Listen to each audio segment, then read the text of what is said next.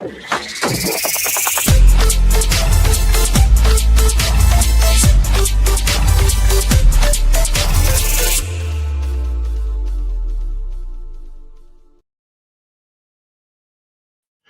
evening, everyone. Welcome to the Ireland Live for Friday, the 13th. Oh, I'm looking for some.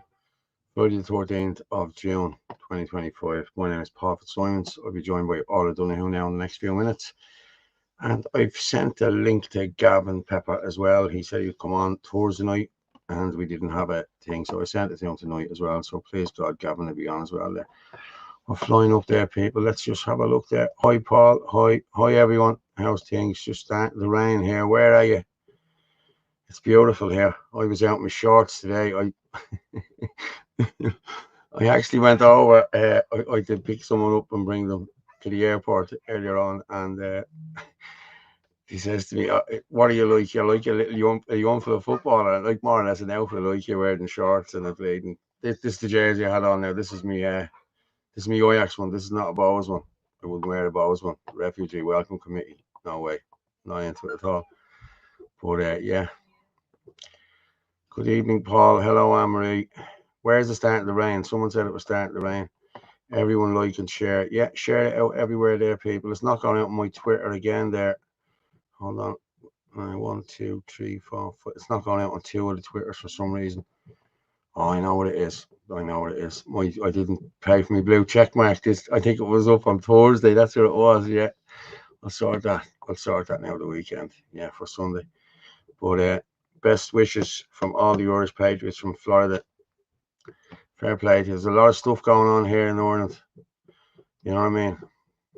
Paul on the tanning beds again. No, I don't. I swear to God, I don't. Never have.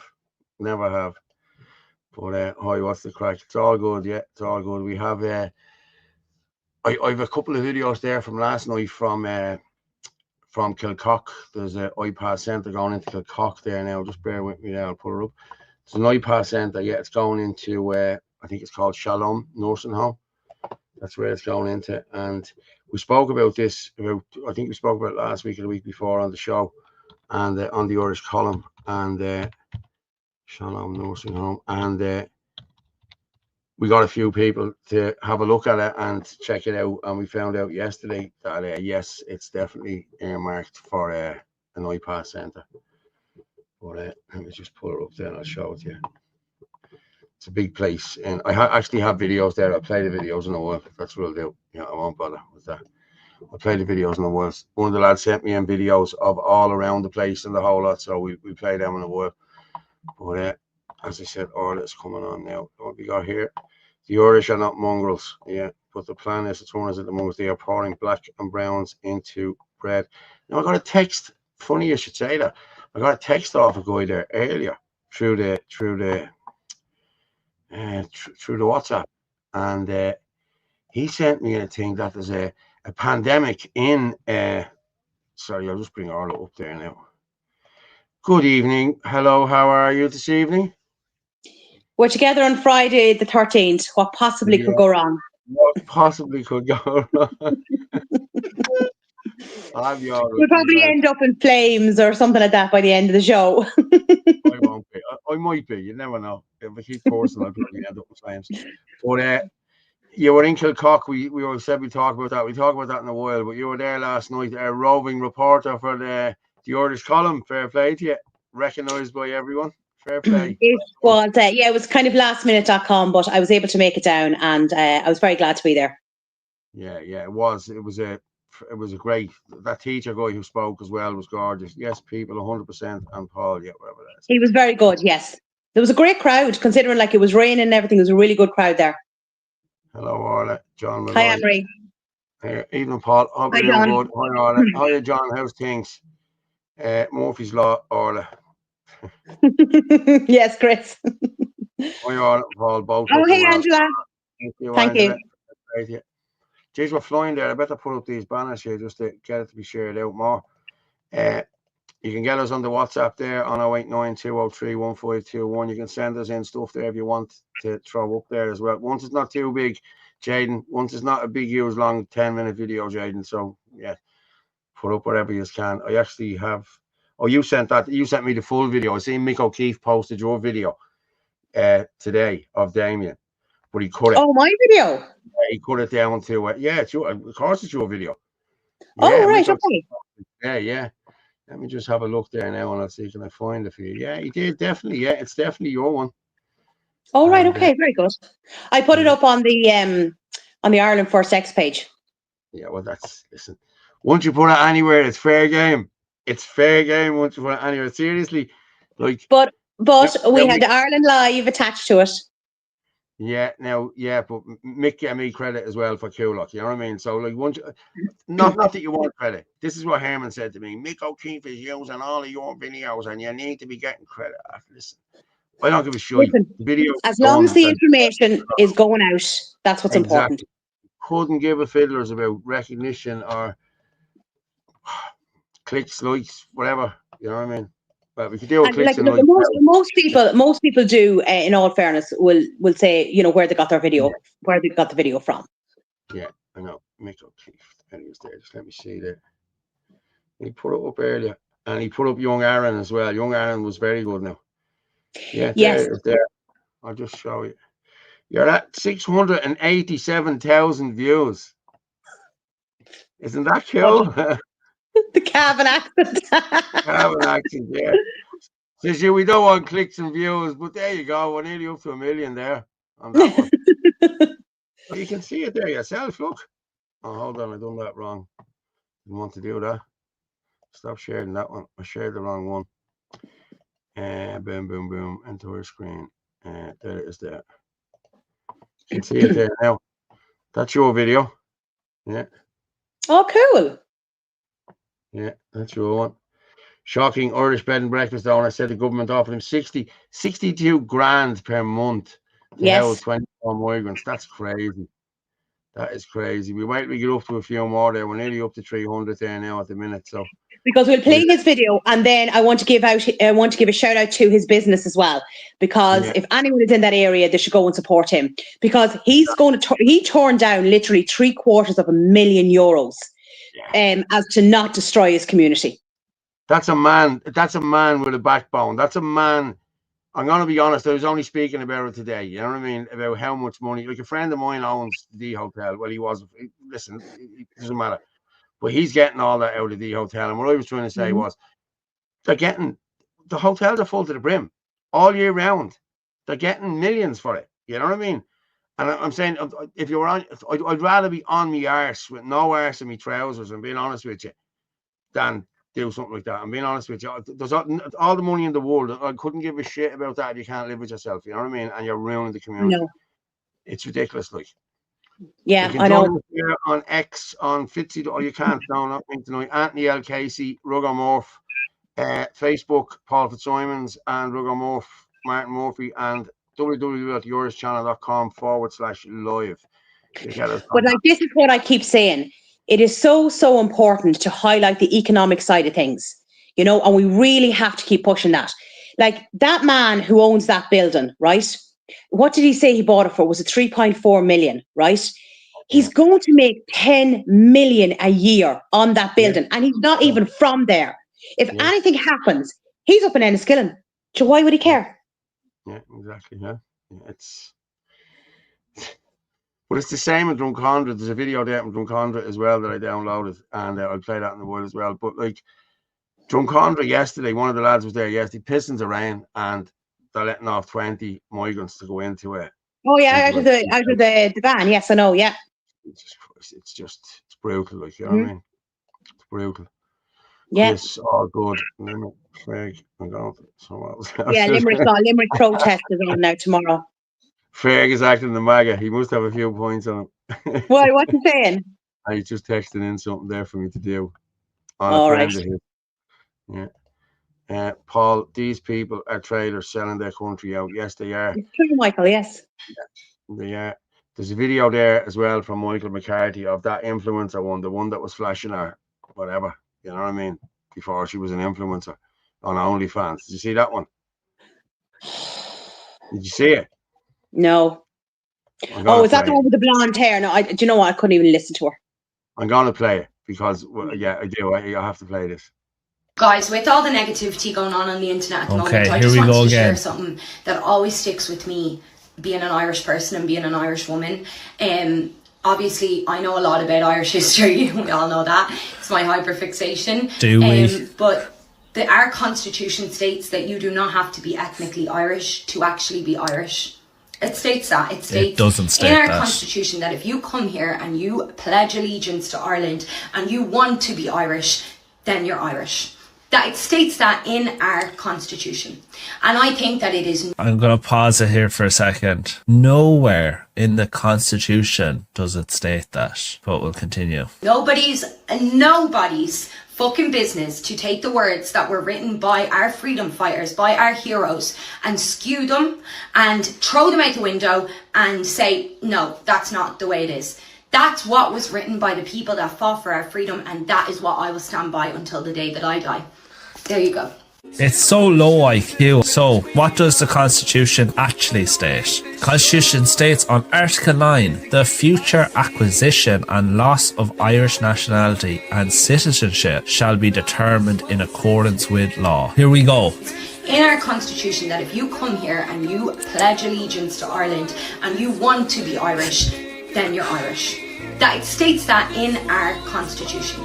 It doesn't state that. She's basically just on camera lying to everyone. I don't understand what it is with these Irish influencers. Now, this one is getting cooked on X. Apparently, she was selling lewd pictures of herself, and that's how she kind of made a name for herself. And if we were to take her worldview, she honestly believes the Constitution states that let's pretend I'm a Chinese man, I come into Ireland. I say I want to be Irish. You want to be Irish. I pledge allegiance to Ireland. Pledge allegiance to Ireland. And at that very moment, me as a Chinese man becomes Irish. In Irish history, we all know that. It's my hyperfixation. In her worldview, that's what the Constitution says, that you only need to want it and pledge allegiance, and magically you become Irish. It's just incredibly dumb. Really, really dumb stuff. Okay, so this is what the proclamation says. We declare the right of the people of Ireland to the ownership of Ireland. That's the people of Ireland, not the people of China, not the people of Nigeria, people of Ireland, and to the unfettered control of Irish destinies, to be sovereign and indivisible. The long usurpation of that right by a foreign people and government has not extinguished the right, nor can it ever be extinguished except by the destruction of the Irish people.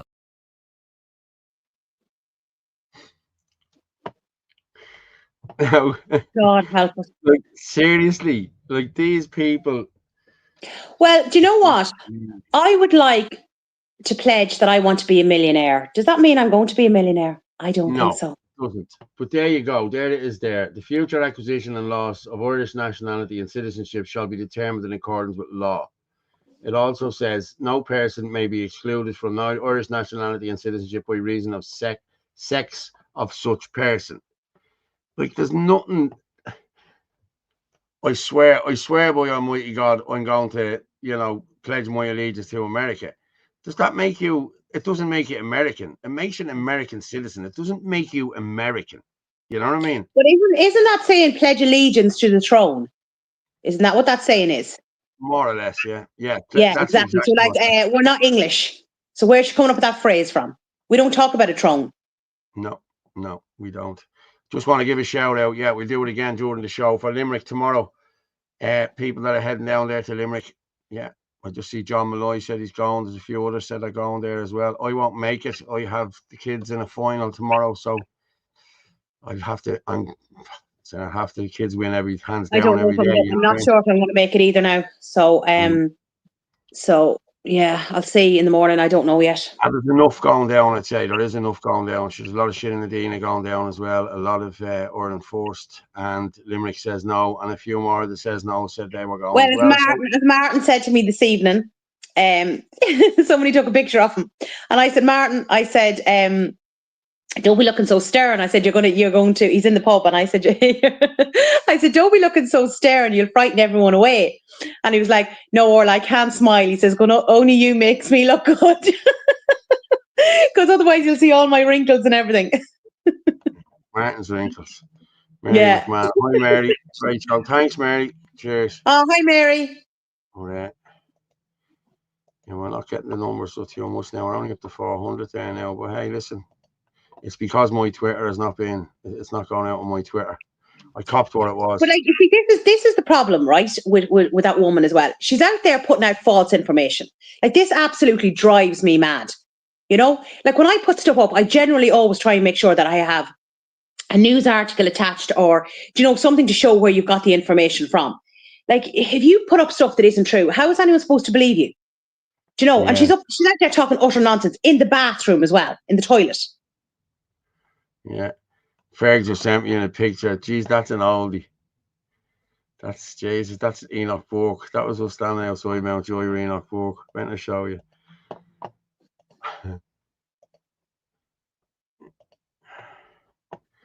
Look at that there. Look, Jesus, man. Even Ferg looks younger, doesn't he? That's only 2 years ago. Which one's Ferg? In the middle. I have 3 Enoch Burke. Look, that's me. That's you. That's Ferg. Yeah. That's Who's that? What's that lady's name? Is that Teresa? I don't know what that lady's name is. So what age were you then, Paul? Were you like 126 then? No, I was 54. Yeah, that's only 2 years 154. ago. 154. See, my hair has changed. Look, I wasn't as tight. You know what I mean? It wasn't as tight. And look at the fat face on me. Look, Jesus Christ, he's fatter than Ferg. Ferg doesn't even look like Ferg. No, I know. Yeah, I know. Yeah. I know what's missing. Where's the flag? And the flag was there. The flag was there. Oh, was it? Right. Okay. Yeah, that's how I didn't recognize him. The flag as well. Yeah, that's a mad one there. Let me see. Making an album on the 50th. It's at the end of the month. Found this, Paul. Yeah, that's. Thanks for that, Ferg. Thanks very much for that, Ferg. Good man. Speaking of images. What? To GoFundMe going for Paul Murphy, poor thing. Oh, Please keep Paul Murphy in Egypt. 3,000 raised. He's an awful clown, I swear to God. Oh my God, yeah. Please Egypt keep Paul Murphy. Well, I donate to that.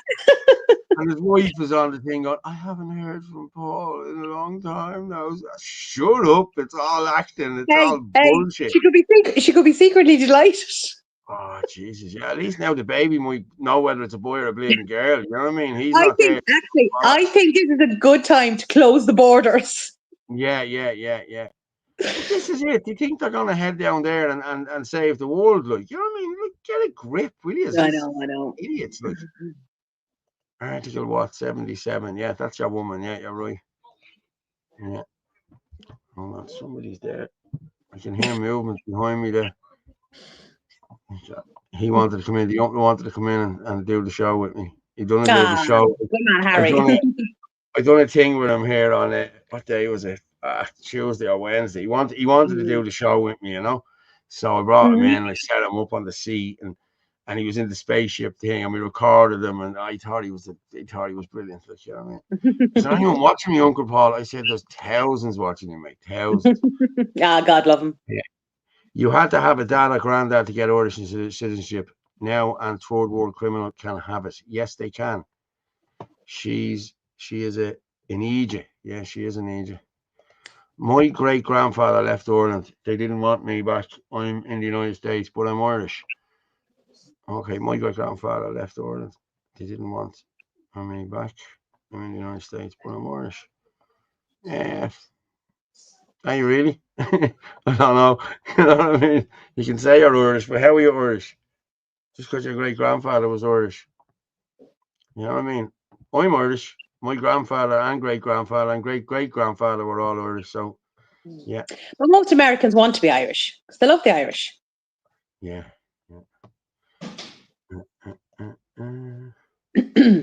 Oh, that's your woman. Oh, Christ, wept. Yeah. Melissa, you're right. She's a nut job, that one is, I swear to God. But you know what it is? She's looking, this is the problem. She's just looking for attention. But she's putting up false information to do it. Yeah, but they can do that. That's the thing here, or they're allowed to put out false information. Look what Drew Harris put out about the guns things and everything like that. You know what I mean? Come on. Do you know what I got last night? I got a warning ban on my TikTok last night, right? I get them every time I put something Oh up. my God, no. Do you know what it was over, right? I put up a poster of Limerick about the rally. I didn't even say anything. I just said the rally's on. And I got a warning ban over that. That's mental. This was from the Cork protest someone sent this in to me. This is from the Cork protest last weekend. This man has it. This man has it in a nutshell. Look. Government say you can't be anti-vax or anti-mask, but your auntie can be your uncle. Stop the nonsense. That's very good. That's a bit like that black t-shirt you have. Oh yeah. We'll wear that another night. Yeah. Mm-hmm. That's actually very good. Gavin said he'd come on if he could. So what I'm going to go is he went out to Pepper Finance yesterday. No, I'm going to go with Ballymena. This is what's going on in Ballymena. This fella just sums it up in one. So we'll come back and talk. It is going crazy in Ireland right now, and I've decided to back them up with a little poem. From Cork to Belfast, voices rise. No more the silence, no more the lies. They try to chain us with flags and fears, but we've outgrown those puppet years. They drew our borders with blood and deceit, turn neighbours to enemies on every street. They taught us obedience, masters peace, whilst locking our minds with invisible keys. We see the towers, the wires, the spray, the games they play, the price we pay. We're not the cattle to brand and bind. We are the storm they hope stay blind. So let them tremble behind closed doors. The spell is broken, the lion roars. This isn't protest, it's remembrance. Not rebellion, but reverence. We're not just waking, we're taking back the earth they're stolen. The truth they've twisted, the lives they've broken. We are the many, and they are the few. And we are done with playing the fool. The system cracks, and the light comes through. Ireland stands, and so should you.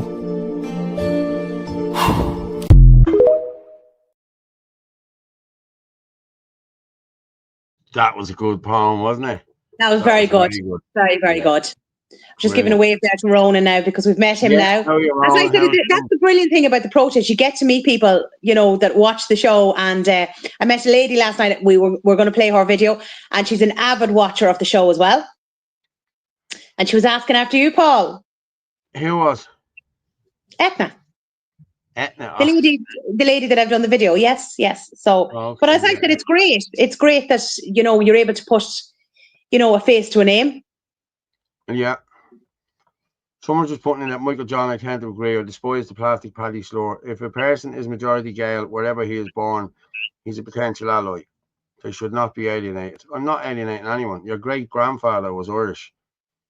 You know what I mean? Okay, grand. But my great-great-grandfather, all of them were Irish. You know what I mean? You were born in America. Your father was born in America.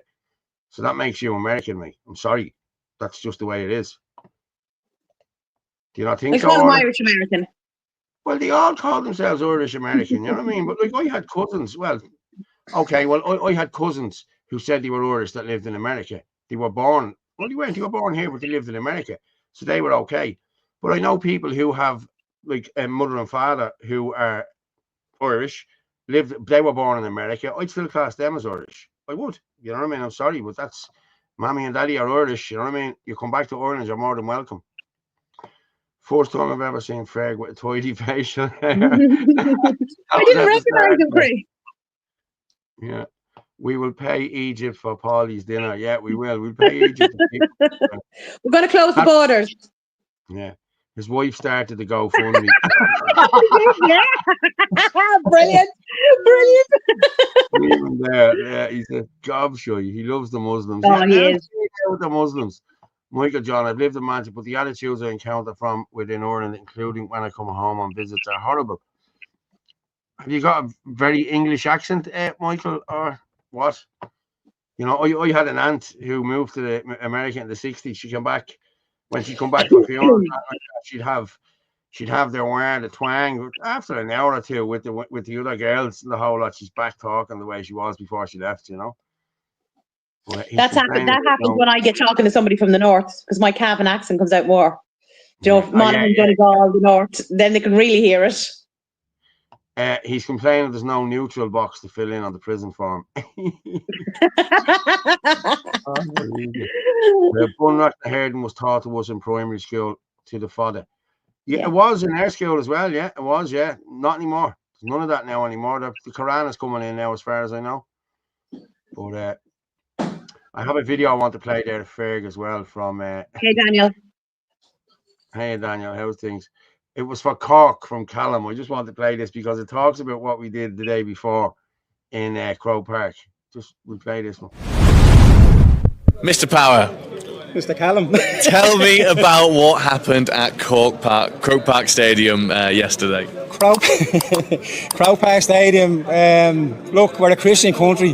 We're based on Christianity, and we're sick of Islam trying to get a foothold in this country, which it has done. Look at the numbers going in that place yesterday. You shouldn't be allowed in there. Simple as that. It's an absolute disgrace.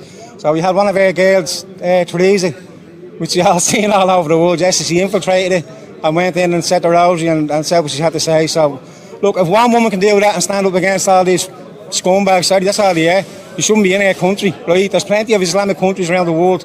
They can go and practice that horrible ideology, and it's not for Ireland, so they all have to go.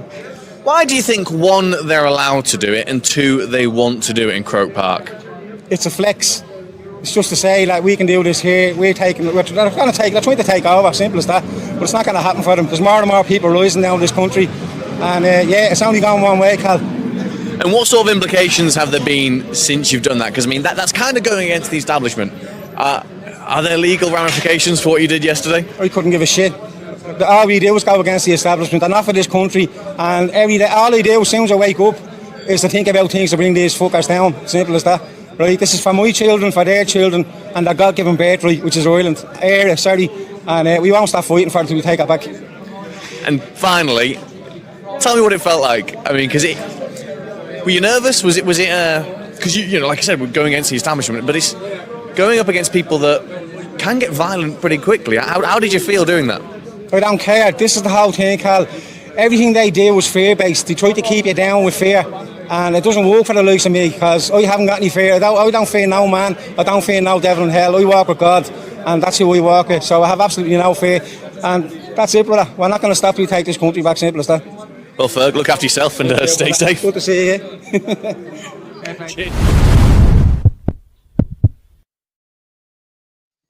Now that's our Ferg. That's our Ferg. Yeah, no, I'm just seeing here some of the things. I'm a Gael from both my parents' family, born in Toy, so I'd say I'm a Gael. I don't say I'm Irish, but I support Irish nationalism. I fear for my Gael brethren. I fret for Ireland. Yeah. So then this guy says, so instead of bringing people who are Irish for untold generations, Irish speakers, you want Africans, and they are Irish now. I don't want Africans at all in the country. No, that's not what I said at all.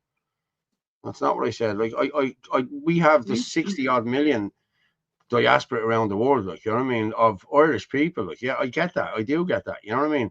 I'm talking about these fellas here and what they're saying in the Constitution. That's all I was saying. You know what I mean? Like, you're more than welcome to come home. Please do come home. Yes, you are more than welcome to come here, more so than Africans or anyone else. So how many generations of a clan have to live in area before you're considered Irish? Jeez, I don't know. All of mine are, so I'm Irish. Love that print on the man's chest. Yeah, John. Yeah, very good. Yeah. Mags Watson. Hello, Mag. Hey, Mag. How are you?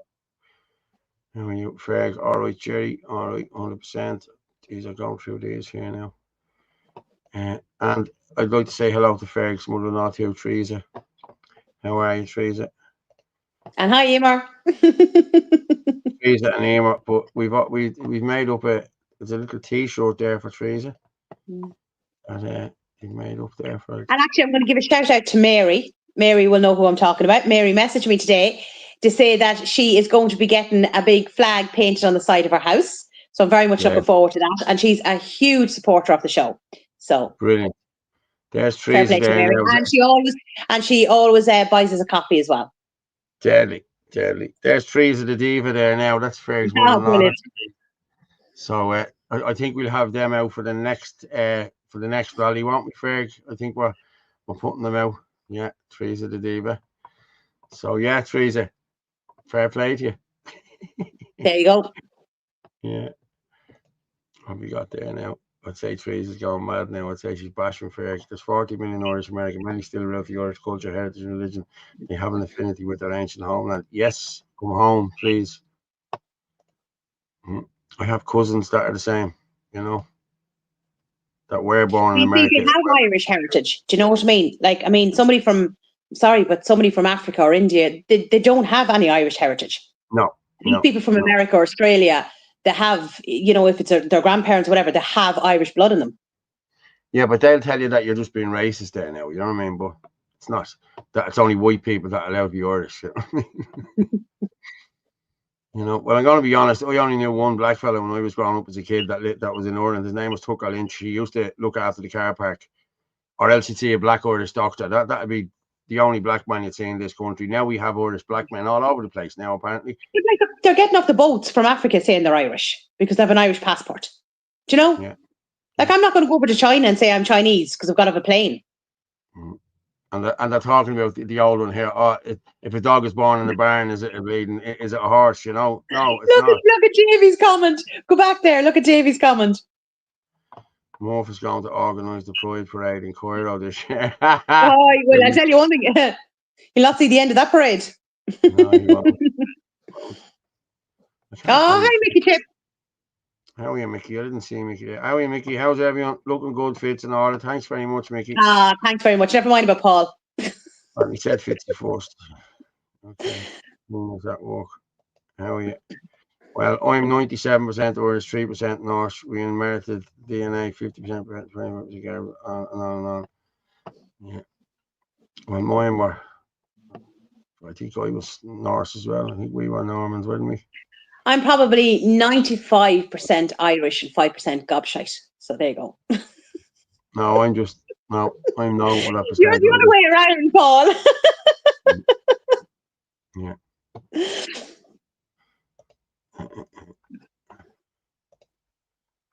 I know. I'm 50% English. My man's English. My man was born in England.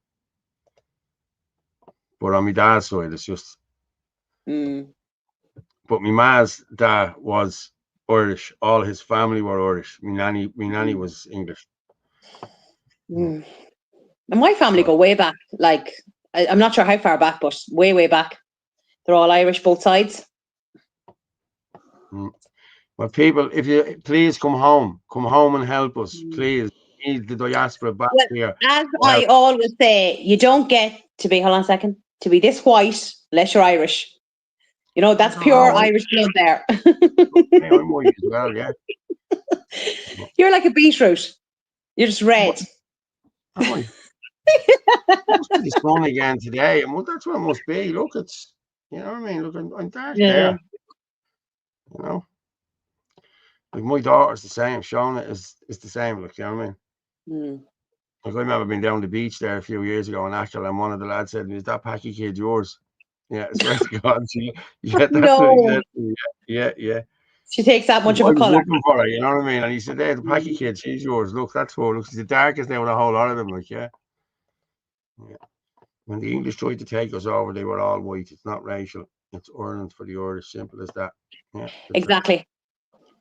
Martin reckons we're mongrels. By God, watch us bite. Yeah, I agree with you. Well, that's definitely going to bite him on the arse for the rest of his lifetime. Well, I'm just going. My phone is ringing there. I need to find it. It's somewhere underneath something there. So you just fill in. Fill in there, like, do you know what I mean? Just disappears off. I need a new co-host, people. Please, somebody help me.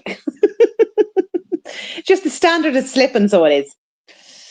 So we're going to start playing the videos now in relation to Kilcock. I was there yesterday evening, and I have to say the people were absolutely lovely. There was a great turnout. I'd say there was between 250 to 300 people there, and there was some fantastic speeches as well. I've also taken videos of the size of the nursing home, and there's literally a church a couple of feet away, And then I took videos around the back, and there's a school behind it. And the windows at the back of the nursing home overlook the schoolyard as well, which is a bit concerning. But my point yesterday, well, two of my points were, one, it's already set up as a nursing home. So why is it not kept as a nursing home, considering we need nursing homes? There's so many elderly out there that need respite, that need long-term care. And then there's also, I said, why couldn't it be turned into a hostel? We have like nearly 16,000 people homeless. Why can't it be turned into a hostel? It could fit, I think, up to 300 people. But of course, they have decided to use it as an iPass because it's all about the money. Follow the money, as I always say. And this man, as I said earlier on, is going to make 10 million a year from that building. 10 million. Imagine if that 10 million was put into that town of Kilcock. They have no Garda station, they have no doctor, and they have no playground. Oh, nice of you to join us, Paul. The kids won the semi-final, so that, yes, in the final tomorrow. Get in there. Yup. Brilliant. Come here, I was just talking about Kilcock. Do you want to start playing some of that stuff? I'm going to play, we'll play, what you call him, Damien. Okay. So if Damien, there's a video from Etna, then I have the video of the two mothers, the mother speaking, and then I also have the video that goes, that shows the building, that goes round the back of the building and everything, that just to show people the proximity to the school. Oh, hold on there, Damien there. Yeah, I have it here. I thought Damien was downloaded there. I thought I added that already, but it doesn't seem to be. So we can play it from here. It doesn't matter. Yeah, it's fine. I did download it, but I just can't seem to find it there. Boom. I have the full video here anyway from Damien. Yeah. Right, we'll play Damien. I need a new co-host. I'll just sack you. Listen, I can have another you here tomorrow. Trust me. Yeah, let's see what happens then. Who's going to be sending on your stuff? Send me on Etna's number, please. Oh, yeah, man.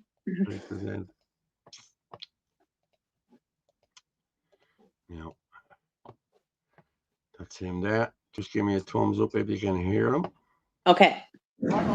So I'm here with Damien at the protest at Kilcock, and Damien's actually brought up some very valid points in relation to a business that he has, and he lives here in the area. So go on ahead, Damien. Yeah, so I own a pub and a guest house in Slane, County Meath, called the Grange Heath Inn, and initially during the Ukraine war we were offered to house Ukrainians, and we couldn't get guarantees on who was actually coming to us, so we cancelled that contract. But they came back to us again recently, and the offer was €84 per person per night. We could put 4 in a room, 6 rooms, it was 24 people in the house, and it was 60,000 a month. 60,000 a month? 60,000 a month for a 6-bedroom B&B. And then we had to have a bus, food and everything was extra, and then the guys themselves were getting their own money from the social. Now, outside my pub, the kids are dropped and collected from school. And were you told what would be coming to your pub? Like, was it going to be men? Was it going to be women, children? It was going to be all men. Right, okay. And the local women weren't happy to miss out on the single men. Yeah. But, and in relation to the food and all that, was that going to be supplied by you, or was that going to be extra as well? That was to be worked out after, but it was going to be extra, whether I was supplying it or somebody else. Right. That was on top of that. So it was 62,000 a month, I think. So it's about $250,000 a year for me for accommodation, and then there was food, buses, and whatever the lads were getting themselves. Okay. Because of the community, I have so many friends there. I couldn't do that for them. But this guy bought this building for 3.5 million. If he gets 300 people in there, he's going to get 10 million a year. 10 million a a year. year. And there's no playground in the town. You ring for a doctor for your kid, it could be a week. Do you know what I mean? And these guys will have a doctor on site. Yes. So like, where does it end? I don't think people realise what a huge factor it is, that the money that's been spent. Because at the end of the day, this was a nursing home. Yeah. And nursing homes are being cried out for. So why is it not being turned back into a nursing home? Well, it's already a nursing home. Exactly. It needs to put people in it. Exactly. Then we've also got nearly 16,000 homeless. Why couldn't this be turned into a hostel for Irish people as well? There's plenty of things could have been done with this. Well, if you go up, I got Finglas all the time. There's people under the bridges up there. Irish people living under the bridges. In the Travelodge in Ballymun, there's an iPass centre. There's a local couple from Ballymun sleeping in a tent outside that, and there's foreign security guards stopping them going in because it's housing illegals because they're getting €85 a night. You see, it's all about the money. We keep saying this. People don't realise the economic side of this. Yeah. Because if these people who own these buildings genuinely cared about people, they would be putting in the homeless. They'd be turning this back into a nursing home. But they're not. This is all about money. It's about greed and it's about power. And the more this is highlighted to people, the more people are going to wake up to what's really going on. They're buying these buildings and approaching the government and saying, I've got this. It's not like that the government are chasing. When Ukraine thing started, they were chasing us. Now the people with these are buying them and chasing them. You know what I mean? And how were you approached? Through the council. They approached you and asked you. Yeah.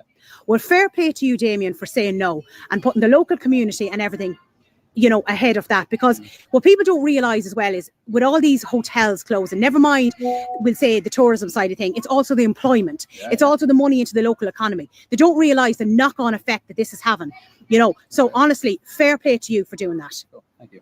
Thank you so much for talking to me.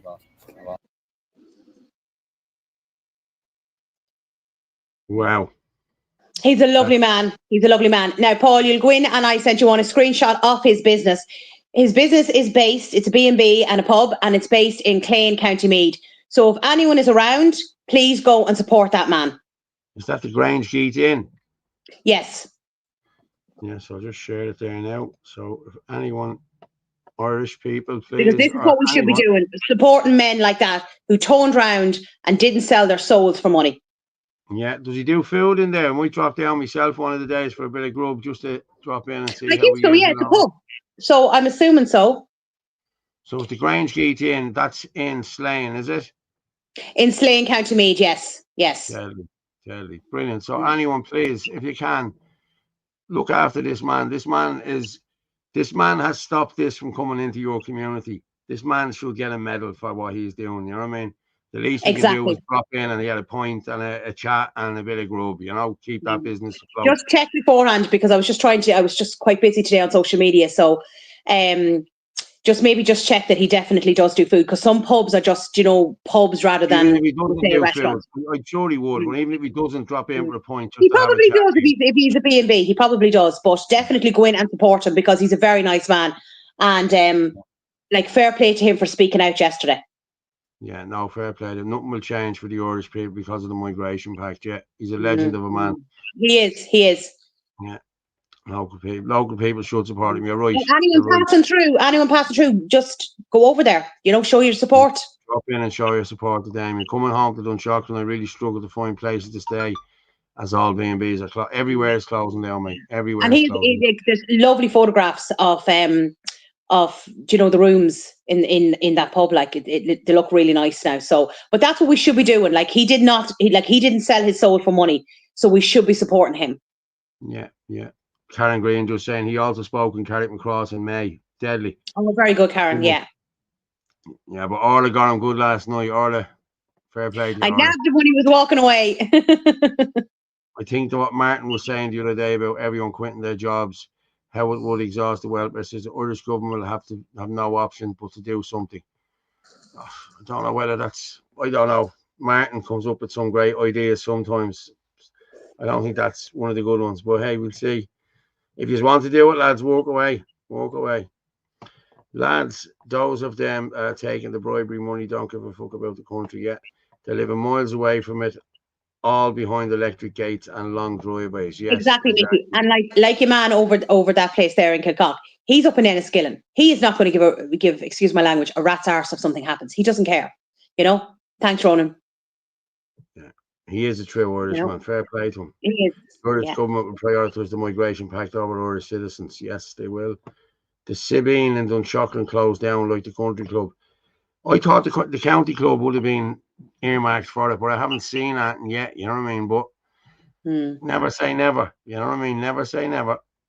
All of these places that are closing down, they sit back and watch their bank accounts swell and get fat with taxpayers' money every month. Yes, they do.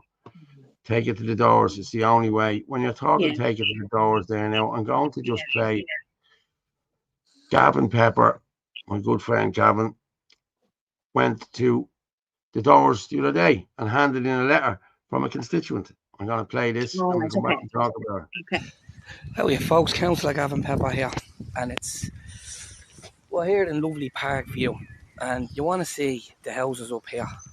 And the house up here, I'm at the hand delivering a letter from one of my constituents to none other than Ian Wigglewood, the head of Pepper Finance. And Ian lives in a very, very flashy house in a very, very flashy estate. Right? We want these vulture funds out of our country. Simple as that, Ian. Every single one of you have to go. You sit living in lap of luxury while people are committing suicide over what these vulture funds have done to our country. Families in emergency accommodation. This particular family had jacked up the interest rate to over 8%. They went from $1,600 a month to $2,400 a month. Absolutely shocking. Get these companies out of our country. We are not afraid of you, and we will come to you at homes and call you out for the gangsters that I believe you are. You are not welcome in Ireland. It's as simple as that. We do not want vulture funds in our country. And other politicians and other political parties might not have the guts to stand up to you, but I will. No better man, I Fair have play to say. to him. Yeah, fair play to him. Doing it all the time. Doing it all the time. But I just want to give people a run around this Kilcock here now. I just have it there now. Yeah. So this is just, this is the one of me walking around. No, I don't think it's you. It's just Kilcock says no, sent it in. So I'm going with that. You didn't send that one to me, did you? I only got one from you. Did you get the? No, I have the Etna video sent over to you, and I have the interview with the two mothers. Okay, hold on. And there should be the one where I walked around the back as well. Oh, there's the mother. Oh, yeah. Yeah, now the mother now, she didn't want to be, so I had to film her.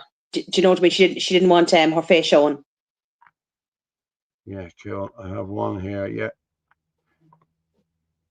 I have an interview, and then I have the school teacher. 47, the walk around. Let's do that. Okay? Let's just do the walk around first. So I'm just going for a walk down here, just to show. So this is the building here, right? As you can see, this is the church.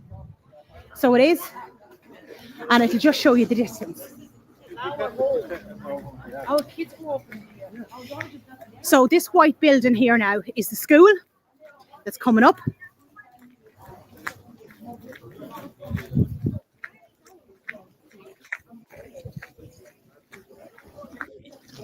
So there we go now. Literally only a few feet away.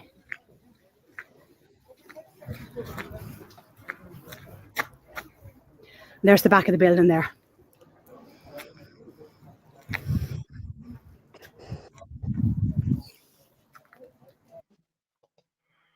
Why do they always put them near schools and children? Why? Like, and why is it right next to a Catholic church? Because they were talking about that, about the bells going off. Like those bells go off several times a day. So when is it going to get to a stage where those bells will have to be turned off because they'll be offensive to the visitors? But there's some places now you're not allowed to walk your dogs in the UK and here as well, because Muslims don't like dogs. We'll go somewhere else and live. We're dog lovers. We want to bring our dogs out to shit. We'll bring our dogs out to shit. Whether you like it or not, I'm sorry. This is our country. This is not your country. Good luck to you. I also have another one there. I pulled it down there myself. Hang on. So the one with Etna is the one where you'll see her. She's got the flag. And then the other one is with the mother as well.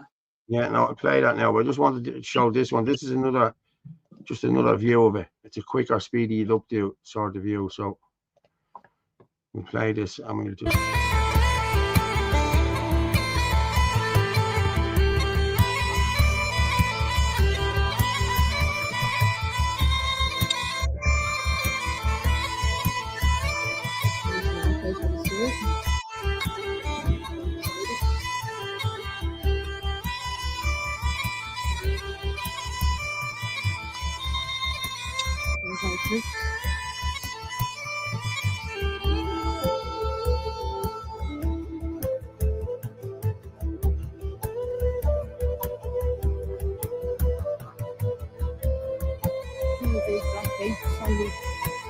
And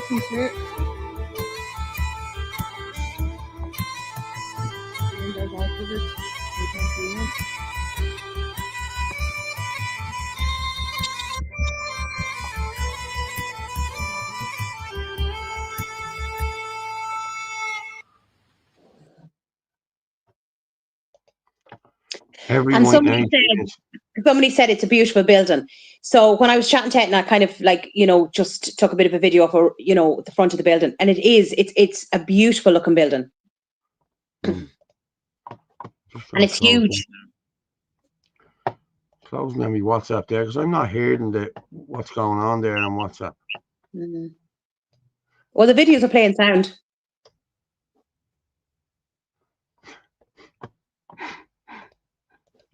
This was sent in. Poor out Paul Murphy at the tweeting list. Look, I've sanded my underpants and I've already been misgendered twice by Egyptian police. It's utterly barbaric. Sobs TD Paul Murphy.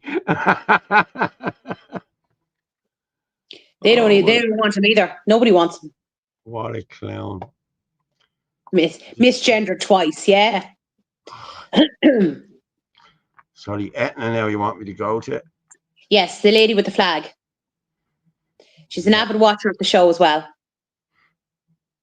Is this in front of the steps? Yes. Okay. Tell me if this is the one. I'm going to share it now. I can't hear it actually, so for some reason I'm not hearing this shit. I'm not saying this shit, but I mean this video. Swear jar, Paul. Is that the one? No. No, it's a woman by herself. Yeah? No, that's well, you can play that one. That's the mother I was talking about. Okay, there was two women, there was two mothers I was talking, and they were lovely. And who just wanted to make just a couple of points about what's going on here. So thank you so much for the interview. So I'm after going for a walk around and where the school is literally only a few feet away. It's really concerning because our kids have to walk past this place every single morning to go to school and to leave school. There's some mornings that they'd be here on their own, that their parents would drop them off in the morning, which just cannot happen from now on. My big concern is that the schools finish up in 2 weeks' time, and that's really when things are going to change, when there's not as much movement happening around. I think that things are going to happen under our noses. So we have to really, really get things started.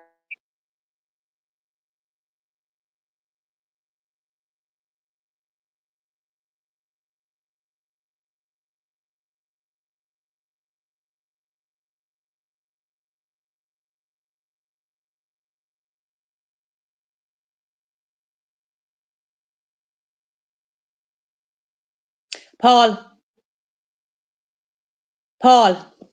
Yes. The sound is gone.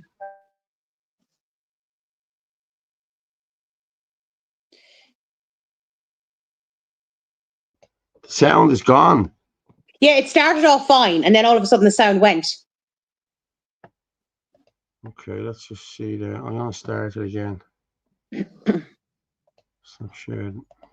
Yeah, because it started off initially fine, but then all of a sudden, just no sound. Okay. Tell me whether we have sound now. So I'm just here with two concerned mothers. And who just wanted to make a couple of points about what's going on here. So thank you so much for the interview. So I'm after going for a walk around. There's an echo. There's now an echo to it. Yeah, I tell you. So with two concerned mothers. Is it playing over each other or something? I don't know what's happening here now, to be honest. This StreamYard has been acting up the last bleeding. It's really annoying. Hang on.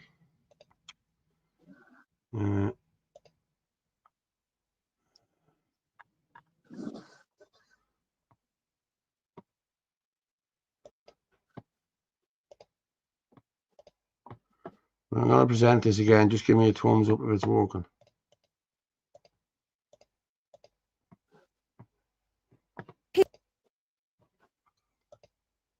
So here with two concerned mothers. And who just wanted to make just a couple of points about what's going on here. So thank you so much for the interview. So I'm after going for a walk around and where the school is literally only a few feet away. It's really concerning because our kids have to walk past this place every single morning to go to school and to leave school. There's some mornings that they'd be here on their own, that their parents would drop them off in the morning, which just cannot happen from now on. My big concern is that the schools finish up in 2 weeks' time, and that's really when things are going to change, when there's not as much movement happening around. I think that things are going to happen under our noses, so we have to really, really get things started now. It's very concerning. Also, the back of this building locks onto the kids' playground, which is a huge concern to me. It's literally within feet. It's not good. It's very close, yes. Yeah. Yes. And is there anything else that you're concerned about? Just Kilcock's an amazing community. We're all very welcoming. Everybody looks after each other. We've all got really good connection here. This can't happen. We need to look after our own. This is just too much. And I was speaking to a couple of other people as well, and they said like there's not a huge amount of amenities here either. Yeah, there's no doctors. I personally, my doctor is back in Dundrum in South Dublin. I can't get a doctor here. There's no playground for our kids. The nearest playground is Maynooth. There's very little activities going on because there's just no money being pumped into the village. There's houses being built all the time. However, there's no amenities to keep up the demand. And I was just making the comments as well. Like, I mean, this building can fit between maybe 250 to 300. Like, it's already a nursing home. Why is it not turned back into a nursing home? Because there's people crying out for respite and long-term care. But then we've got nearly 16,000 homeless. Why is that not used for our own Irish? You know, there's plenty of other things that this could be used for. It could even be turned into a hotel if they wanted to. So why, again, is it going to be turned into an iPass? Why? Because it's all about the money. I was speaking to Damien earlier on, and he had it calculated out that whoever owns this is going to make 10 million. Like 10 million. Imagine that 10 million was put into this town and you don't have a doctor and you don't even have a playground. It's absolutely shocking to me, and it's all our hard-working tax money that's paying for this. It's extremely frustrating. There's a lot of people that are elderly people in this village that have nowhere to go. If they were able to be looked after properly within a nursing home, it would also free up houses for us first-time buyers to buy something as well. It would just mean that they were being looked after. But right now, no one's being looked after. We don't know where to turn. And it's right. Like, it's right across here from a Catholic church. Literally, it's only a couple of feet. And like, the bells are ringing here. How long is it going to be before they stop the bells from ringing? Because that could be offensive towards them. Do you know? Like, that's the next thing that could end up happening. Well, I think that's absolutely disgraceful. If it's offensive to them, that they shouldn't be here. Because every morning when I drive past after dropping my child to school, I see elderly people or all sorts of people coming in and out of the church, lighting candles. It's always busy on a Saturday and Sunday when they're going to mass. And if it's offensive to them, they know where to go. I'll gladly pay my tax money to pay for flights home for them. Exactly. We are a Catholic country. You know, at the end of the day, if we went over to their country, you would not be allowed to dictate. Do you know what I mean? They would not tolerate it. So why are we tolerating it here when we're a Christian country? I agree. And enough is enough. We've put up with too much. This is just, it's gone too far. Well, Irish people are now going without because of all this money being spent elsewhere. Like, you know, how many people now, like when they come in here now, they'll be getting medical cards. They'll be getting, like, there'll probably be a doctor here, a nurse here. How many people can't get a doctor's, can't get a medical card, can't get in to see a nurse? You know, like, when is enough enough? It's absolutely shocking. And unless you have private healthcare, there's no chance for you. €70 for a doctor, and you could be waiting a week, 2 weeks if you're lucky. And again, like in my case, I have to travel at least 50 minutes drive to go see a doctor. And I have a young child who just finished getting injections, and that's nearly an hour's drive there and an hour's drive back. A child who just had injections because we can't get a local doctor. It's shocking. It's absolutely shocking. 100%. Would you like to say anything else? Listen, thank you so much. I really appreciate talking to me. Thank you.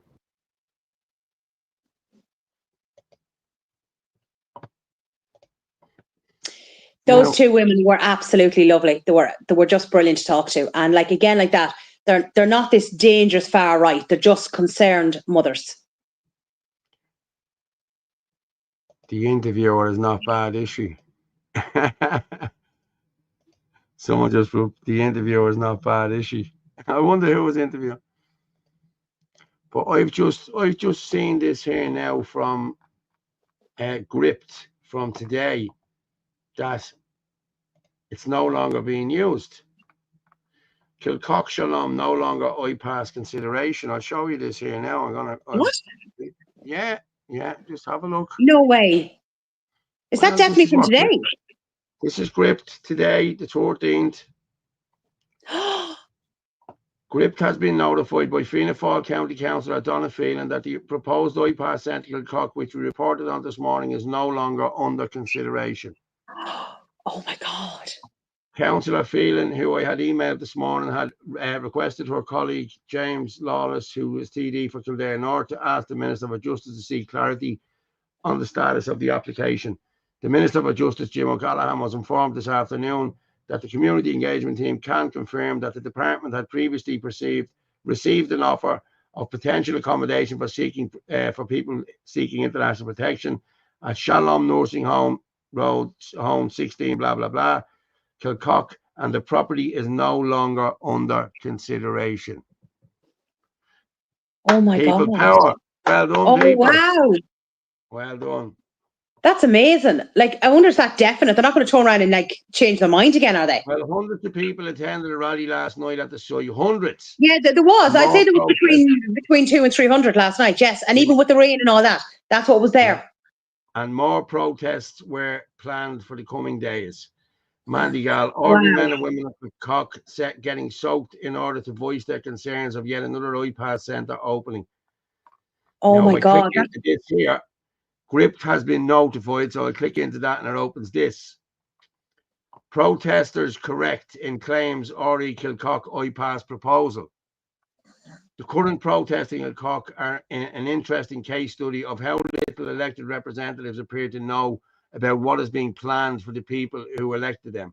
That's true. That was said last night. Yeah, well, it's true because the council don't know about it. The council didn't know. You know, hundreds of people attended a rally last night at the site, and more protests are likely in the coming days. I was contacted by a person in Kilcock earlier this week who drew my attention to reports that an application to place an iPass centre for the building had been used as for Shalom Nursing Home had been lodged with Kildare County Council. Now, we heard that some woman in the council was pushing it, whoever she is, some high up. I checked the council planning list and could find no record of such an application having been made. Then on Wednesday, it was reported by KFM that there had been a Class 20F exemption claim registered, but somewhat bizarrely, that Kildare County Council had not been explicitly informed of the nature of the works currently taking place on the site. It was these mysterious works following the sale of the old building that had first alerted local people that the plans might be for the new owners. Well, fair play to the people of Kilcock and surrounding areas. That's brilliant. That's amazing. That's absolutely brilliant. Because one of the when they were speaking at the doors, I recorded that as well. Like, they were talking about, again, like, you know, there was hardly any information coming from the councillors, but sure, we know that that's happening all the time. Yeah. Just looking down through this. So Dermot O'Sullivan is a joint owner with Jonathan Balfour of Inniskillen, both Kilcock Hospitality, which was incorporated on August 1st, 2024.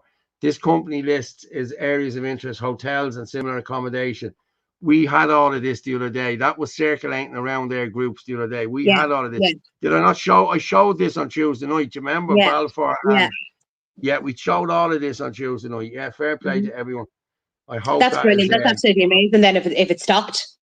Yeah, it really is. Fair play to everyone involved. Yup, bro. Yeah.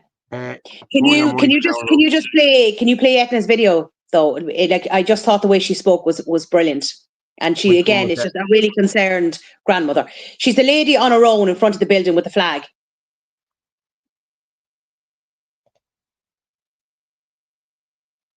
Oh, that's your man talking. Hold on. Was she wearing blue? Is she talking to you? Yes. Okay, well, there's no video there of anyone talking to you. She's on her own. If you show me some of the screenshots, I'll gladly show you the screenshots, and I should be able to show you which one. I'll know it when I see it, because I would have sent it over, because she was the first one I interviewed. Okay. Supposed to walk around. Sarah McCluskey. No. That was the woman. Walk around. Okay, go down a bit. There, is that it there now? There. Is that it there? That is the woman we just had on a minute ago. The one above it. That's the walk around one. Are you sure? Well, I'll play it there now and you can So I'm just going for a walk down here. walk around. Just go back up again. I definitely that's it there. That's it. So I'm here in Kilcock in County Kildare, and I'm at the Shalom Nursing Home that is going to be turned into an iPass centre. And as you can see, it is a huge size. So I'm here with a lady called Etna from Kildare. Hi Etna, how are you? Hello, hi all, how you doing? So you're here today for the protest? I'm a very concerned grandparent. I'm not actually in the area, but I know a lot of people that live in the area, and a lot of the mothers are very concerned. And I'm concerned for Ireland. I'm concerned for my country. I'd like to keep Ireland a Christian country. I'm concerned for my culture. I'm concerned for our language. I'm concerned for our traditions and our music. And I'd like that to continue.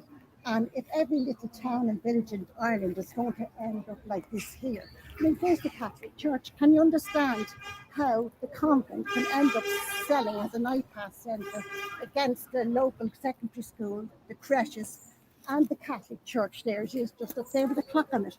How come that happens? And we're after having gone through with the GAA, at the Eid celebrations there at the weekend or whatever.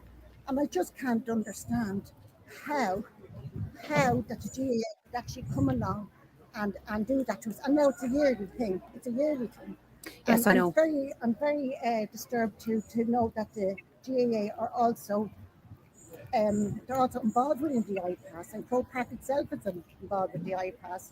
And I did see a video of a lovely lady from Cork, I can't think of her name, went out today, and she was saying about how if all the senior footballers or hurlers took the knee in Croke Park against our holy turf being violated. When you go on a tour of Croke Park, you cannot go on that grass, on that turf. That is sacred. It's not called a Hogan stand for nothing. It's not called Bloody Sunday for nothing. So I am absolutely, really, really disappointed. I am a concerned parent and grandparent, and also concerned for who went before me. I stand on the shoulders of my parents and my grandparents and my great-grandparents. And that's who I stand on, and that's who I am out here with my voice, the little voice that I have, to come along. And it's great to see. I know when it affects people, they start coming out.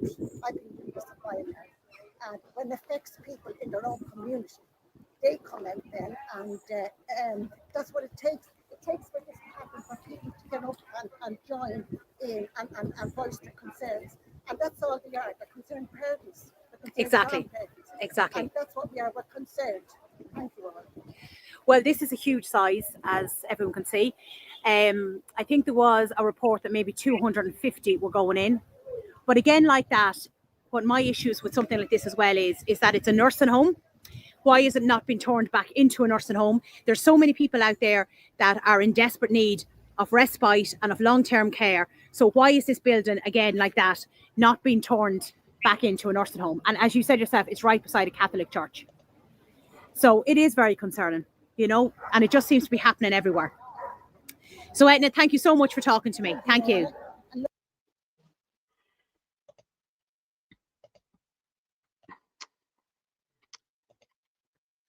Well done, Etna. And well done, Orla. See, Orla, I might need to get a new co-host because you'll be the roving reporter. Now, you know what I mean? You just look, Etna was brilliant. Like, she was really nervous to start off with, and I just said, look, we just do it naturally.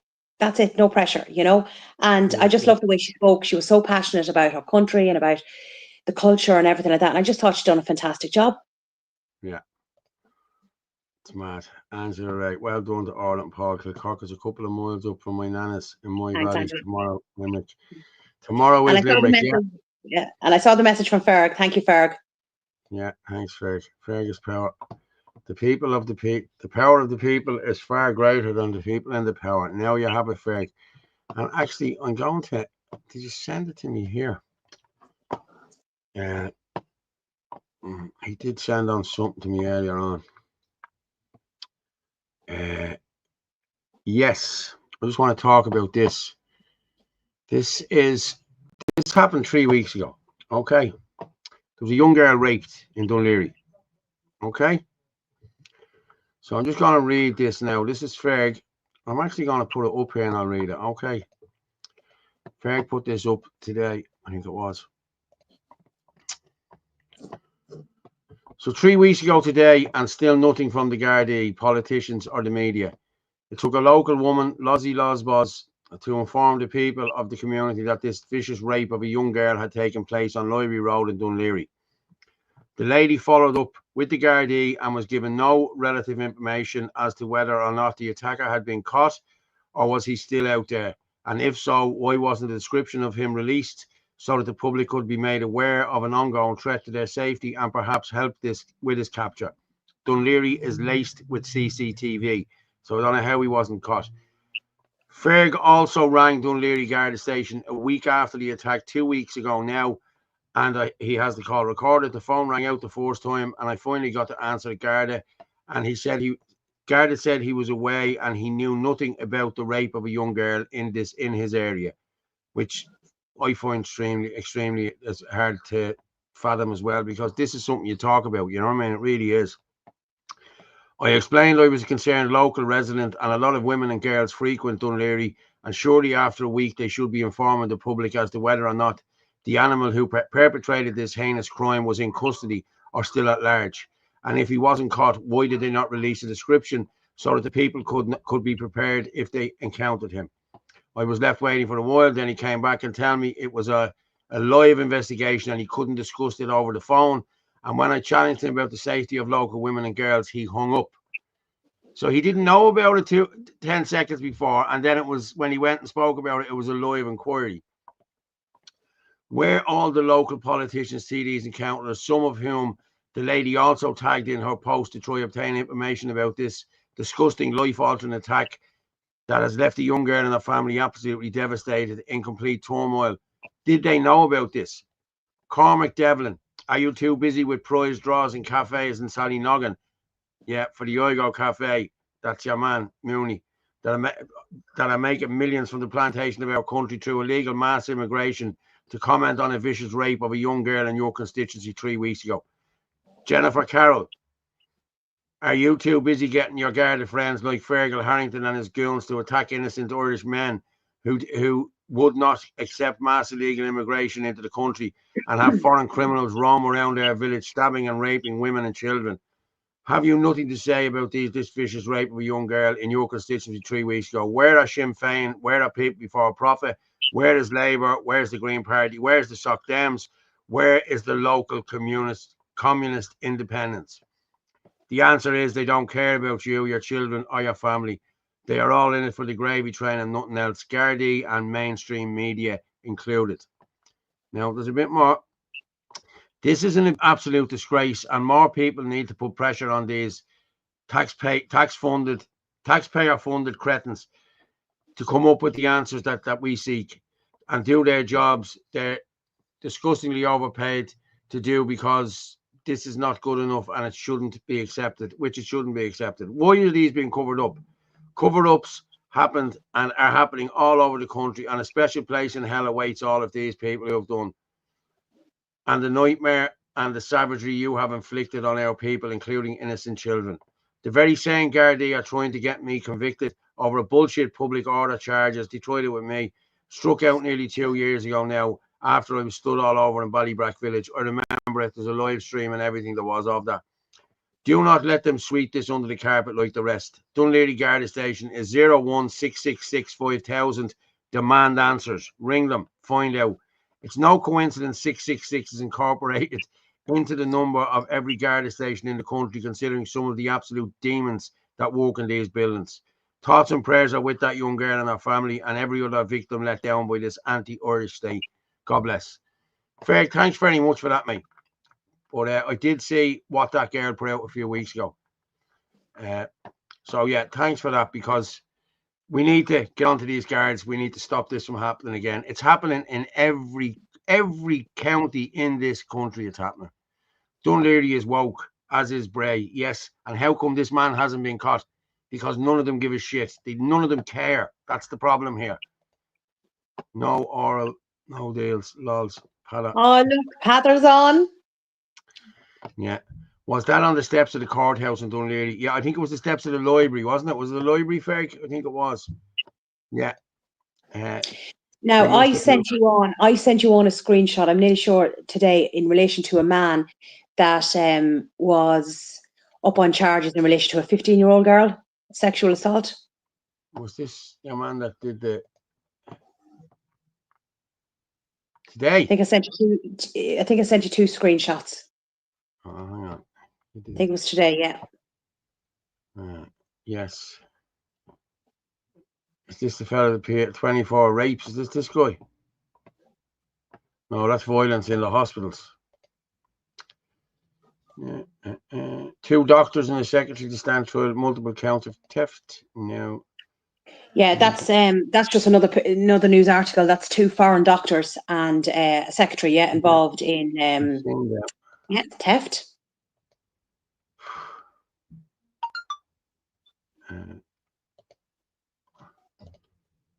No, the Irish statistics: rapes of 106 sexual assaults across hospital sites in Northern Ireland. That's that one. Well, you can put that up anyway, but the other one should be there. I think it's actually under my name. The other one is. It's under your name. Because I done a Facebook post on it, but I wanted to make a couple of comments on it. No, you sent me. Oh no, definitely there. But that statistics one you can put up as well, because that's very good. Irish statistics on X. Yeah, the one that you sent me, that media file didn't come through. All right, so I'm just saying. Yeah, that's that one. What were you saying about the sex crimes? Where's this? Up north? Yes. Okay, let's have a look at this. It's happening everywhere. Oh.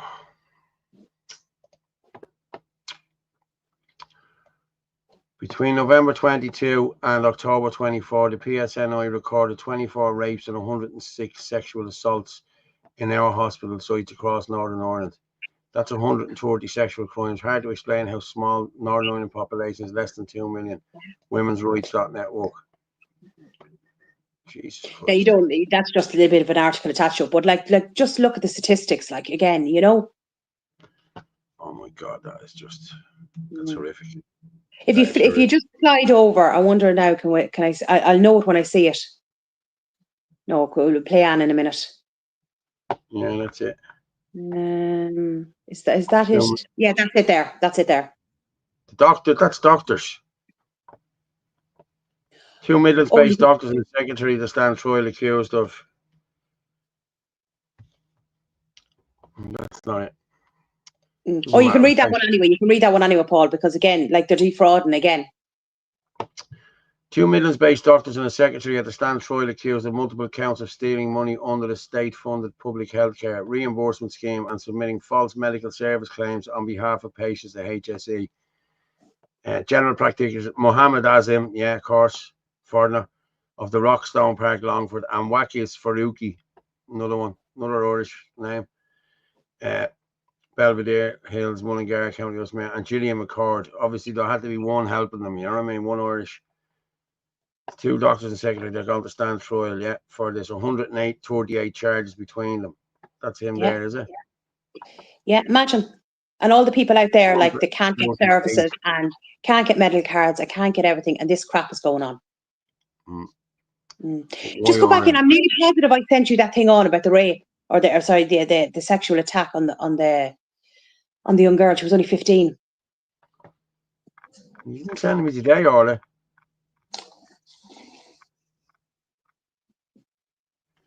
Did you send it to me on my other WhatsApp? No. Would have been the Irish column. Okay, I'll just check. No, that other one's just the funny ones. That's just for the funny ones. 90% of rapists know the attackers in the north. Random rape was rare. No, let me just check. It's not anymore. No, it's not. I just need to set myself on something here because I pulled something down today. Yeah, I'm just going to read it from here, to be honest with you, right? I'm going to read it from here. You walk down any high street in Ireland, there's a vape shop. run by a foreign man who can barely speak English. There's a Turkish barber run by a foreign man who can barely speak English. There's an Asian grocery store run by a foreign man who can barely speak English. Character gone, community gone, independent Irish shops mostly wiped away. It doesn't feel like Ireland anymore. Does all this make our country richer? It certainly doesn't feel like it. Walking through the decaying heart of almost every town in the country, especially Dublin, the quite relentless erosion of community by the sheer scale and pace of change imposed from above, the sense that we were one nation, one people, it all just feels gone.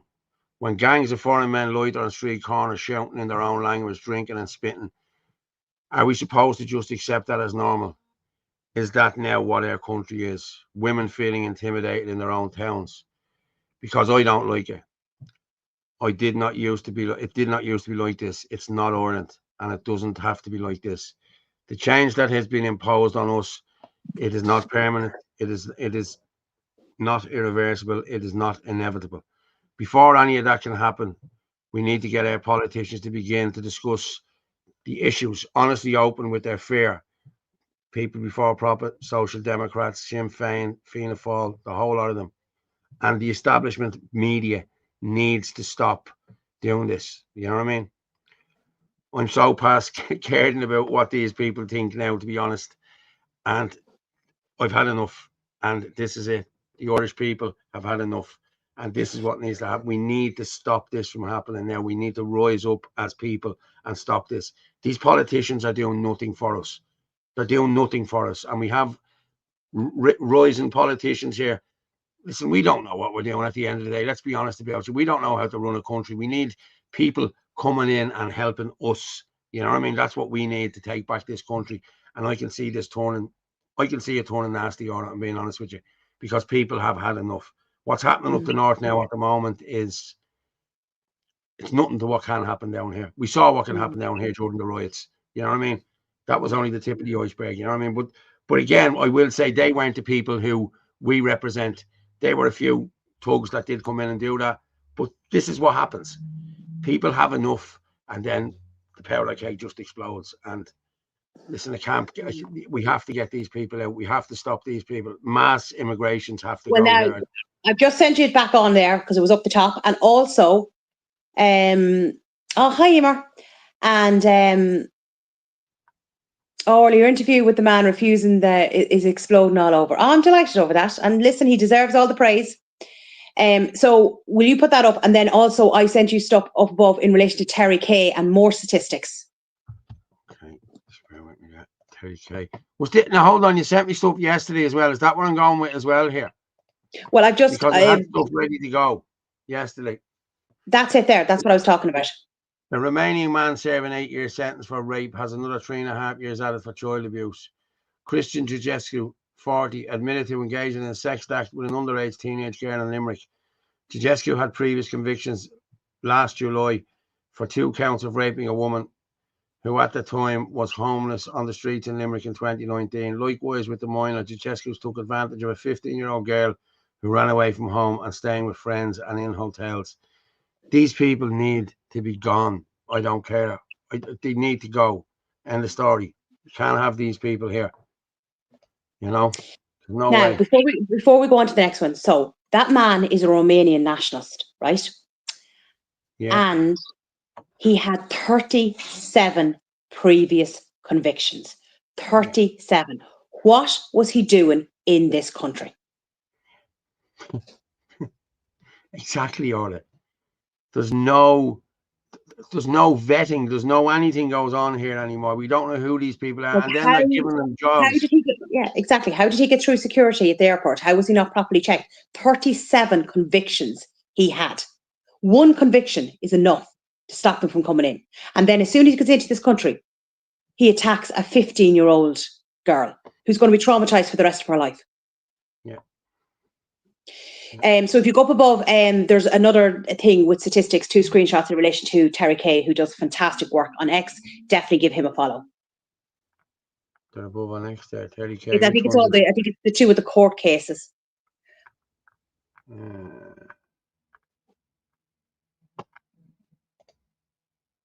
That was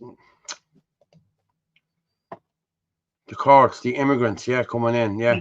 This is the one. When they were, if you had said that other one was just above them, you should have just said 30k. You didn't. Listen, you. Immigrant crime count courts. Please share. There is no other way to describe the month we've just had. 7 foreigners in court for murder, 6 found guilty in May. Viral the Rescue and Oriel Taban, Brian Ibe. Look, you can't even pronounce these names. Look, you know what I mean? Alisi Hertova, a female. Bahaladadan Ashwara. Habib Sham Shamel, Naposcu Pap. For clarity, only Shamel was counted this month, as the others are recorded in prior months. And yes, he was trialed in the north, but the murder did happen on Republic of Ireland soil. In the 31 days in May, I recorded another 67 foreigners in the courts. The most common offences are reported on this month: drugs, sale and supply 12, thefts, burglaries 11, public order 8, 3 Brazilians, 3 Polish, like drugs, yeah. Likewise for the thefts, 3 apiece for Indians and Romanians. And quite the cultural diverse mix for public order. How very enriching. Lovely nails. Oh, that's Mary. And she got her nails done for the show tonight, just to show how patriotic It was actually for the show last night, but we didn't go out. Oh, well, for last night, sorry, but it wasn't. But we'll do it for tonight. So fair play to Mary. But you see the first screenshot? Yeah. The one before that. They're up for murder. These are murder charges. Yeah. What are these people doing in the country? We have enough of our own criminals as it is. Now, right, listen. I get we have enough of our own criminals and the whole lot. But I've been in the courts the last couple of months. I've seen the amount of foreigners in the courts. It's like our lads have taken a break. They've took a Kit Kat and they're not robbing anymore. Like 3 out of 4, you know, I'm going to be honest with you, most of the Irish lads that I've seen up in court were drunk and disorderly or abusing Gardaí. That's it. There was nothing else. And women as well. Like all of these have taken over here now, and they're doing the drugs. They're doing. So where's your man? The Albanians have taken over the drug trade here in this country. You know what I mean? It's gone ridiculous. Like it really has. You know. I know. Crazy, isn't it? It's just pure madness, like that. And like as I said, I have a friend, and her husband is a prison guard, sorry. And 60% are all foreigners in the prisons. 60%. And the taxpayers paying for that. Someone just said that I don't value the life of a man that runs up against Orla. Do you remember New York had the 3 strikes and they're out policy in the 80s? Yes, I do remember it. Jonathan Balfour, as an EU national, Orla, that scumbag is free to travel unhindered all over Europe. Yeah, it is true, you know. But if you have got charges against you, especially in relation to either rape, murder, you know, any sort of terrorist links, you know, serious offences like assault and all this, you should not be allowed into whatever country you're trying to get into. Like, that's it. No, turn them back. Yeah, I know where he's coming from with this one, with what he's saying there. You know what I mean? Like, there's 400 million people can walk through this country. You know what I mean? Unhindered. You know what I mean? So we don't know who any of them are, really. Let's be honest about it. Proper vetting system. You know, I'm laughing at Angela's post there. Look, Paul Murphy's walking like an Egyptian all over Twitter. And I'm looking for it here. Yeah. I'm looking for it here. Somebody sent it in to me. I have it here, Paul Murphy. He's trending, apparently. See, I type with one finger all. You know what I mean? I'm not a typist. They are incapable of vetting foreigners. No, there's nothing here. I'm not finding that. They're incapable of vetting foreigners. They can only get when legitimate documents are presented to them. Oh yeah, they can't. They can only get Irish people. Yeah, you're right, McBain. It wasn't a district court. I was in the district court once, and the guy sitting beside me was the dodgiest fucker ever. But I realised he was the interpreter. But every one of them have an interpreter. This is I'm not messing. Every one of them. And free legal aid. Yes, free legal aid. All courtesy of the taxpayer. Hello, Mr. Balfour. We met in Cork. Hello. Yes. What's with the bookshelf, Paul? Well, he's trying to be intelligent. Give me a second.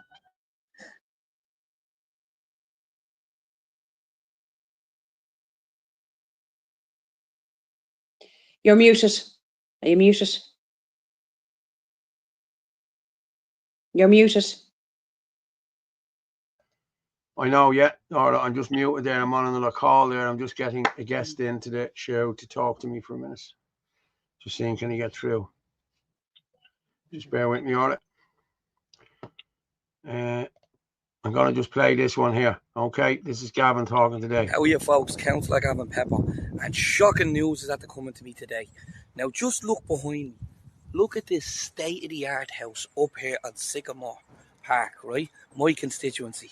Now, the builder of this home built a couple of homes in the area and sold them, right? The builder is after ringing me today and reaching out to me today, and he sold the council this at a discounted cost, yet nobody has been allocated the house, right? As you can see, there's a ramp going up into the home, right? We want this to go to a family. It's still empty. It's state of the art. The builder himself contacted me. He is disgusted. He sold the house at a lower cost.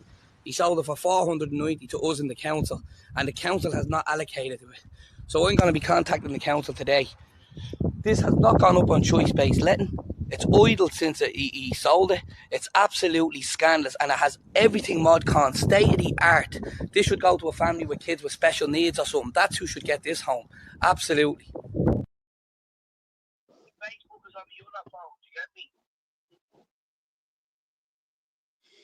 Unbelievable.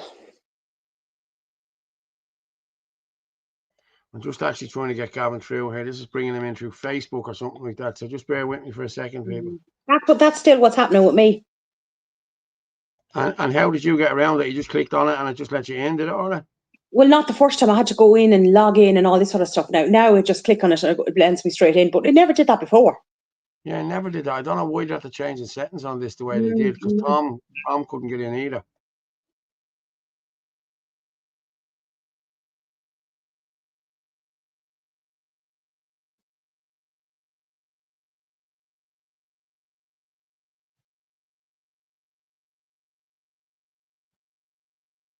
You're muted, Paul. Yeah, I know I am. Yeah, I was just talking to Gavin there. Yeah, no, there's an issue there with Gavin. He can't get in for some reason. But it's Yeah, I think as far as I can remember, I had to log in through Facebook, like as in physically log in. I don't know why that's happening here now. That's ridiculous. Yeah, you just click on the link and then you come. Yeah, but since then, I still have to click on, like, you know, the thing that, you know, the Facebook thing. I just don't have to go, like, I don't have to go in and physically log in, but I still have to click on it. But it's never reverted back to the old way. I'm not liking that at all now, to be honest with you. I don't know why that's happened. Yeah, that's bullshit. I'll have to get on. See, They've been asking them. Just see if he can do it, like, as in physically log into it in through his Facebook. Okay, that was the message going up. Yeah, I'm going. Do you know what I'm going to do now? I'm going to just play. Just bear with me there. I'll play. Yeah, I'll play that now in a minute first. I'm just trying to get rid of stuff here. Over there. Look. I'm going to just play a song here, right? This is a song that Ferg sent in to me. Stephen something. Okay. It's good. Watch this.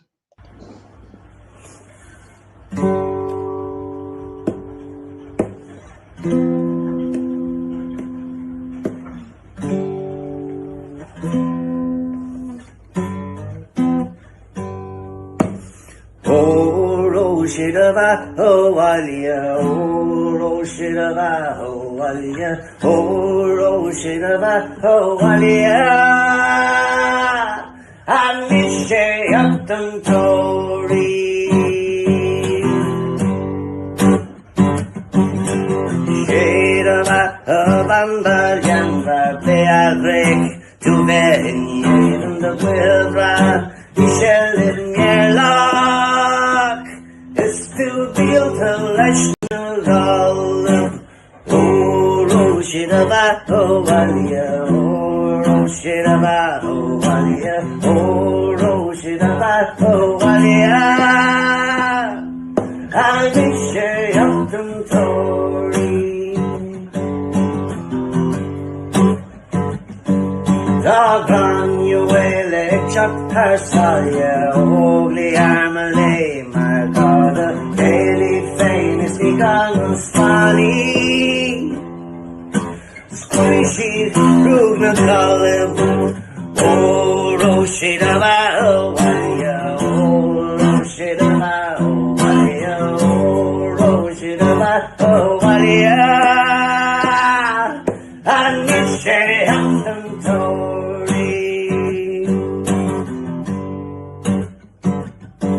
A Wheelery of Yarka Beckham and the Imbio in the Elock Shop and Granuel is Mila Gayshkog. Forward fine a Colin, oh, Roshidava, oh, Maria, oh, Roshidava, oh, Maria, oh, Roshidava, oh, Maria. And it's Sherry Upton Tory, oh, Roshidava, oh, Maria, oh, Roshidava, oh, Maria, oh, Roshidava, oh, Maria. And it's Sherry Upton Tory, oh, Roshidava, oh, Maria, oh, Roshidava, oh, Maria, oh, Roshidava, oh, Maria. And it's Sherry Upton Tory.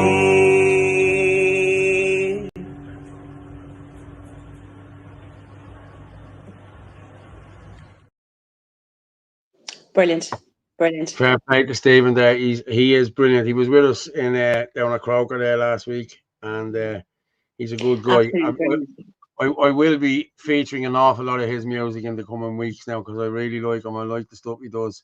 He done some great ones, and we played them in the thing, you know. And I see somebody put up a comment there about Paul Murphy being an illegal immigrant and he's going to be deported. Has nobody said that Ireland says no? We don't want him back. Yeah, the same Paul Murphy's a legal immigrant and he will be deported immediately. You couldn't make No, we don't want him. No, keep him. Yeah, you're all right. Craig, there are more vowels in their names than getting an episode of Countdown. Witty, love it. Paul, I first came across this party. Your green screen was the background of a luxury living room. I thought it was your living room. No. We all thought that. Do you remember we used to have the running joke that I used to start slagging? Yeah, and I used to start slagging you going, where's Elton John on the piano? Yeah. He thought he was in LA.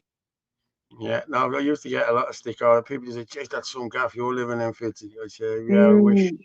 If only they knew. Yeah, if only they knew. Yeah. But I am 50. I can say that. Galloway, I'm 50. I can say that. Is that Mr. Sutton? It sure is Mr. Sutton. And he's a true patriot and he's a great singer. I have to say.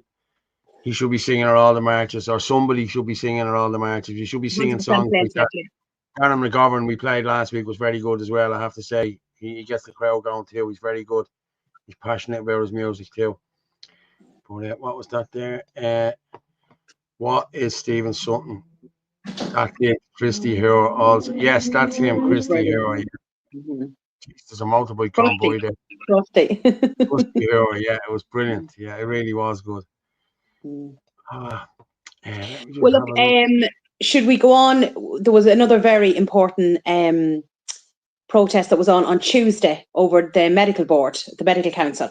So there's an interview there from Dr. Anne McCluskey, and I added in some photographs and all that. So a massive shout out to everybody who attended that.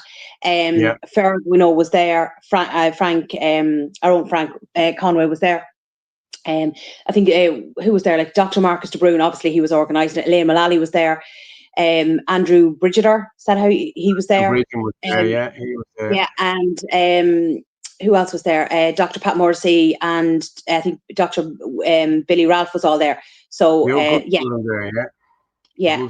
fair play to there's a good turnout at it.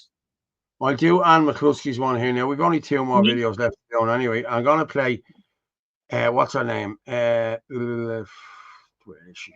I'll play her in a few minutes, but I'll play Anne McCluskey first.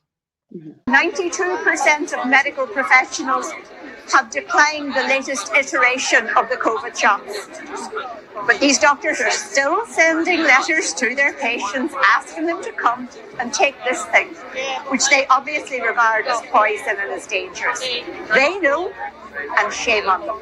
So that in 2021, many of the doctors here today made a video together talking about this in the earliest days of the injectable rollout. And since then, sadly, every word we have said is true. We're standing today outside the Irish Medical Council's offices. These people are the Rottweilers, they're the enforcers of government policy in order to silence doctors who are standing up for patient safety, for bodily autonomy, for informed consent. These are ethical medical practice. It should be the core of what these people are trying to promote. But sadly, as Andrew Bridgen has said, corporate interests and profits have captured our government, our regulatory agencies. All of us have seen people who are the human cost, the human suffering of these policies.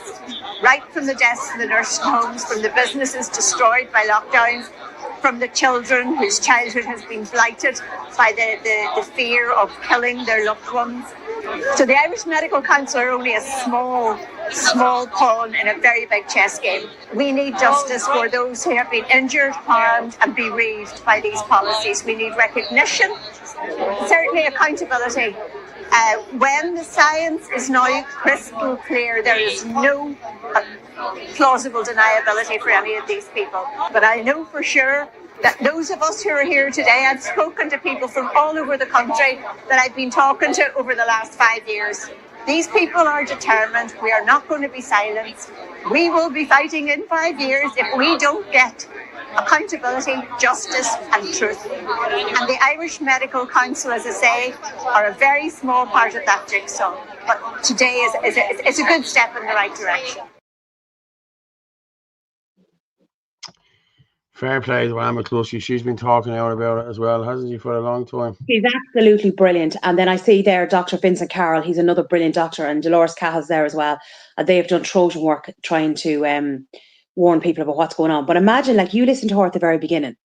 Like she said, what was it, 95% of or 92% of doctors are not taking the shots, but yet they're sending out letters to their patients to take the shots. Now, I'm sorry, if your doctor won't take the shot, why should you take the shot? Exactly. Now, I've just got this sent in to me as well. Just have a read of this. I'll read this out. I was talking about it earlier. So my Twitter feed is starting to show me cases of the great whooping cough spiralling in India. Keep an eye out for the Irish government using that excuse that we have many Indians here who come from areas affected by the latest whooping cough over there. People returning from holidays, etc. I only say this because I didn't hear anything for the last year and a half. And in the last 3 days, I've had 2 people I know personally say that they did the test and it was positive for the great whooping cough. You know what I mean? Indicates another push is coming soon. Put your head straight, you know the truth. Is this what it's going to be now? Is this why they're letting in all the Indians, guys? Because we're letting in 2,000 Indians a month. So is this the PCR test that's already used for the COVID? So they're going to use it for the whooping cough and TB and everything else that comes along. So it'll be the same test. It'll be just one for all. Yeah, exactly. I'm just looking for. And can you put up actually a couple of those photographs from the Medical Council? Because again, we need to remember, especially Ava O'Brien and Roy Butler. Roy Butler's family was there as well. Ava O'Brien's family was there as well. And again, a big shout out to Ferg for always, been at all these protests in relation to the jabs and speaking out about it. So yeah, I saved them. I think. Hang on, I saved them. Was Wake Up Air there as well? Yeah, I think so. And they're another crowd to give a shout out to as well. I put them up on the column Facebook page over next. They're doing Trojan work as well. So Wake Up Air, I give them a shout as well. Yeah. Or follow, sorry. I'm just looking here. I thought I saved these to a new folder here the other night. Last night, was it? Tonight. Yeah, that's the ones there. Maybe the ones there. Is the Frank Conway one of the whole lot there? Is that the one you're talking about? I have them here. There's a couple of photographs I thought that were good. That one's there. Yeah, there's Frank, yeah. We demand an independent, transparent COVID inquiry now. Well done to Liam Mullally and all those who made today's demonstration so good. Now, Dr. Marcus de Bruin, how is this for a laugh? The Medical Council have refused to call Houlihan or Harris to answer questions at my hearing because they don't want a hearing to be turned into a public inquiry. How's that for one big fat government cover-up? And that's just the gist of it there. But you think about it, Paul. At the end of the day, if they're not bringing in Houlihan and all that, then you're only listening to one side. It's a Mickey Mouse job, yeah. That's what it is. Exactly. You know. Shallow Because then play, they can't be interrogated. Yeah. Drew Cook, great crowd. There was a good crowd there, I have to say. But I'm just going to read down this through. The evidence to give to the committee. The committee refuses the application for a witness summons in respect of Dr. Rita Doyle, Professor O'Dowd, Mr. Simon Harris TD, or Dr. Tony Houlihan, having considered each of the four applications separately. Based on the material before it today and the submissions made by Dr. de Bruin, the committee is not satisfied that any of the four individuals are material witnesses to the issues to be determined the inquiry or have relevant or admissible evidence to give in light of the very specific allegations contained in the notice of inquiry. It is important to reiterate that the fitness to practice inquiry is not a general inquiry into the COVID pandemic, the state's handling of same or adequacy or otherwise of public health guidelines. The role of the committee is to consider whether the very specific factual allegations alleged against Dr. de Bruin contained in the notice of the inquiry are proven, and if so, whether those factual allegations constitute professional misconduct to the requisite standard of beyond reasonable doubt, noting that is for the CEO to prove the case. The committee notes Dr. de Bruin's submission that he proposes to call a number of witnesses who have already agreed to appear on his behalf. That's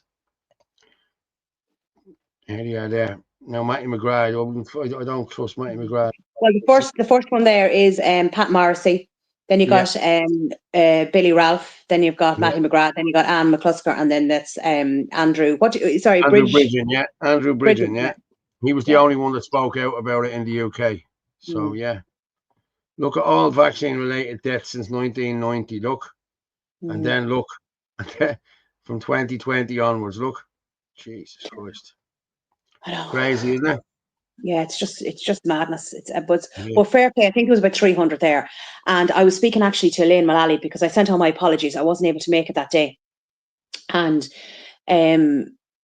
she had said, depending on how things go with the council, there might be another one in July, just depending on how things go. So hopefully if there's one in July, then we'll be able to attend it because I think it's really important. This is the one you're talking about here now that you sent me. I did. I knew I pulled these down last night on it. Roy Butler, is that it? Roy Butler died 5 days after taking the Johnson & Johnson. Now Martin is mouting about misinformation. I despise this man with a passion. Roy Butler tragically died 5 days after taking Johnson & Johnson COVID vaccine in May 2021. Denmark, Finland and Norway withdrew the Johnson & Johnson from their vaccination program, citing the risk of blood clots as the reason. Meanwhile, in Ireland, the then Taoiseach Micheál Martin announced that younger people would be given J&J vaccine to avoid waste. No wonder the state is pushing for a no-blame public inquiry into the response of the COVID-19 to avoid accountability of their actions. Yeah. Well, that was the urine one. Did we show that one? No. Now, there is another account that's well worth following on X called the Irish Watchdog. Absolutely brilliant. Great statistics as well. The bleeding handles that are breaking out my chair. I don't know my strength. In Ireland this month, 13-year-old girl sexually assaulted. 100,000 children living below the poverty line. 15,580 homeless, and nearly 5,000 of them are kids. Garda recruiting in iPass centres. Croke Park hosts Eid al-Allah. 35 failed asylum seekers deported to Nigeria. Gunman opens fire in a shopping centre. Yeah. There's Limerick tomorrow. That's Limerick tomorrow, yeah. That's what that is. That's what they're breaking off. Shit.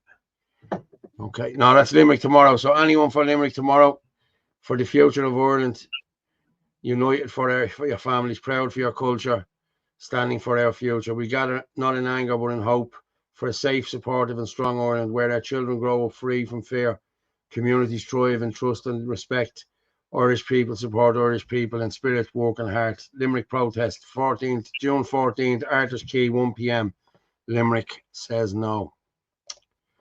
Okay, so, yeah. So I just want to slightly go back there again to Roy Butler. So Roy Butler was 23 years old, right? And you look at the way that we call him, Mihol spoke about him, that it was going to be like it was misinformation. The man died of a blood clot. He was perfectly healthy. He took the shot so that he could go on holidays. And then, like, Mihol Martin there is then going on about how, like, you know, let's not waste the shots, so let's keep handing them out, even though they were being taken off the market in other countries for causing blood clots. But sure, so what? We don't want to waste them. That is how little our government think of their people. And these people need to be held accountable for what they've done. Look at Ava O'Brien, 14 years old, perfectly healthy young girl. And look what happened to her. Yeah. I hope to get Martin on one of the nights to have a chat with us about it. People are up to 700 there. We didn't do great tonight now because, I don't know why, because it doesn't matter. I'll go out again tomorrow. But see, Friday night, it's a Friday night. People can be out on a Friday night, so. Yeah, well, we've done well. We've done all right. But no, well, my Twitter's down. We're losing 400 from my Twitter, you know. But what I will say is this was today. This was on the Saggart, when they stopped the road in Saggart. Did you see it?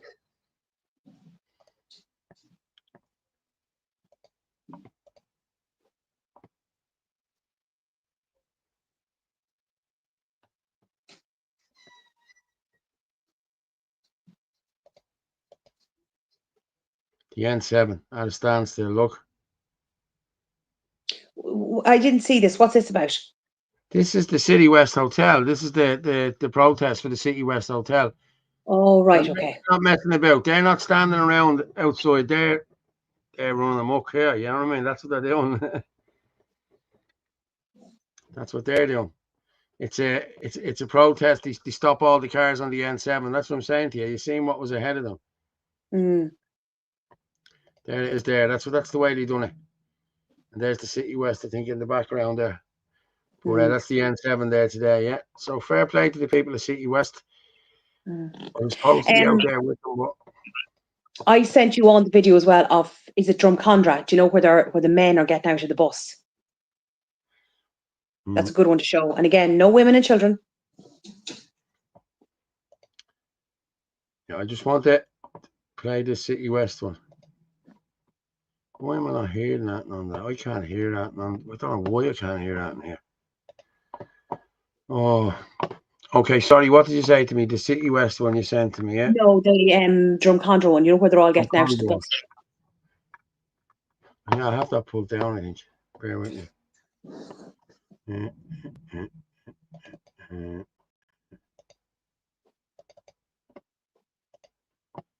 You did send it on to me. I did. No, I know you did. I remember you sending it on to me. Don't know why you doubt me, Paul. No, I don't doubt you at all. I'm a woman. I'm a woman, Paul. I'm always right. Yeah, I know. You know better than to argue with me. I do, yeah. I really do. I'm going to put this up and then we'll finish up in a few minutes. I want to play Nori now, Shay, as well. Where are we?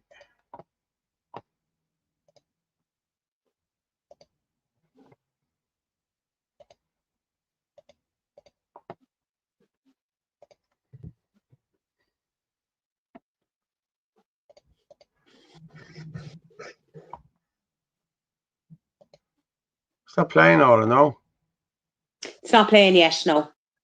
Why is it not playing? Oh. Okay, just bear with me there.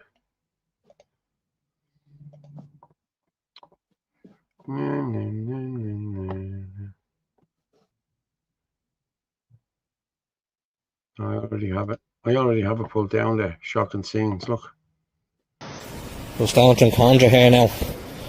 Look at this, they're moving all these people into this house in here.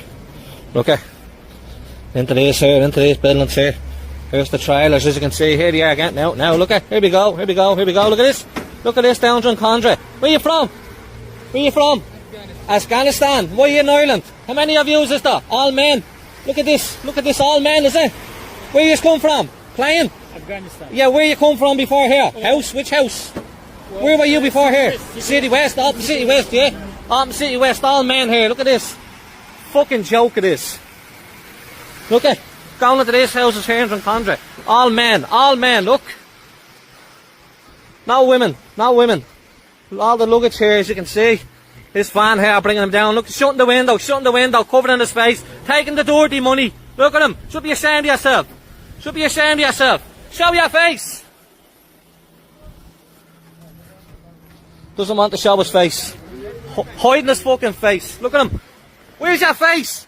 Bringing unvetted men into the country. Unvetted men you're bringing into this community. Should be ashamed of yourself. Shame of yourself. Call yourself an Irishman. Shame on you. Shame on fucking you. This is our area. This is you are not from here. This is Dublin. You're from Afghanistan as well, eh? From Afghanistan, here. Shame on you. Go and fight for your country. Don't run from it. Fight for your country. Shame. Look at this.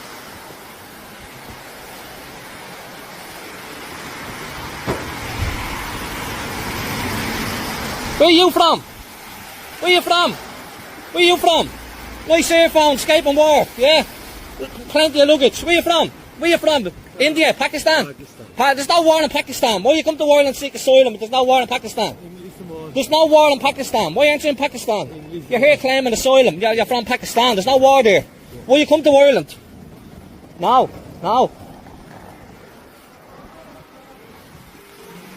More men, all men, no women. Where's the women? Women and children, where are they? Where's all the women and children? You run from your country. Can't fight for your own country. You have to run to Ireland. You have to run. You call yourself a man. You run from your country to come to Ireland. Cowards is there. You're cowards. Run, fight for your country. Fight for your country. Cowards is what you are. Girls, women you are. Shocking what's going on. Flooding on contract. And the guy from Monaghan GAA is behind all this. Putting them all into all sorts of houses. These are just landing here, and people come down here by Crow Park, young girls and young women, watching football matches, and you have all these men in here. Disgrace what's going on. Fucking shocking. There's more buses coming down, folks, as said, they're putting them all along Drumcondra and B&B's. I can't be here all day, but this is exactly what's going on. Is that cowards is there? Can't fight with your country. You run to Ireland, to Dublin. Fight for your country. You're a coward, you are. Coward. Where's your women and children? Where's your family? You run and leave them. Said, and there's more over that building over there as well. People need to get down here because there's more bus loads coming in now. Absolutely outrageous what's going on around here. Said, just down Drumcondra, folks, facing the skyline, but they're bringing them all in again. And Banty, his name is actually, he's from Monaghan GAA. He owns that house. He's after putting in to buy this house here, or he owns it already, sorry, with the camera on it. And he's after buying this house here also as well with the camera on it. You can see people is already inside. So he's after buying them houses there. The building over there and the building there. And he's buying more along this stretch to make money from it. And there's more than this building over here as well. More people, and sorry, there's more people in this B&B over here also as well. Fucking flooded the place in Drumcondra. Flooded.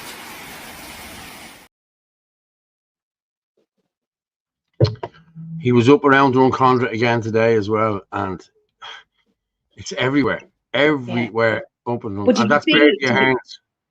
Yeah, did you see the fella from Pakistan? And he was laughing, like the big smirk on his face. Yeah. He looked like a pervert. Saying, where are you from? Where are you from? And he was laughing like. He looked like a pervert. He looked like one of them dirty outers that peeps in windows. That's what he looked like. A piker. Whatever you call them. Amen, running away. Yeah. I see Jaden has put in. He has put in a few videos. Play mine, Paul. Play mine, Paul. Play mine, Paul. I'd rather play it.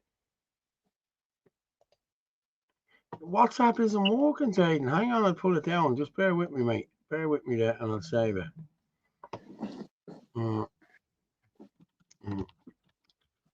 WhatsApp has gone sort of bogey. Yeah. It's this one. Save this one. into downloads as well, yeah. And one.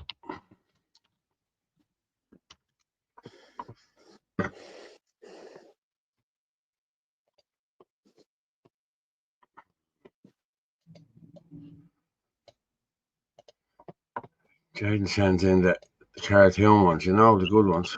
So let's play this and see what it says. We'll be finishing up soon anyway. Brothers and sisters are natural enemies, like Englishmen and Scots, or Welshmen and Scots, or Japanese and Scots, or Scots and other Scots. Damn Scots! They ruined Scotland! You Scots sure are a contentious people. You just made an enemy for life.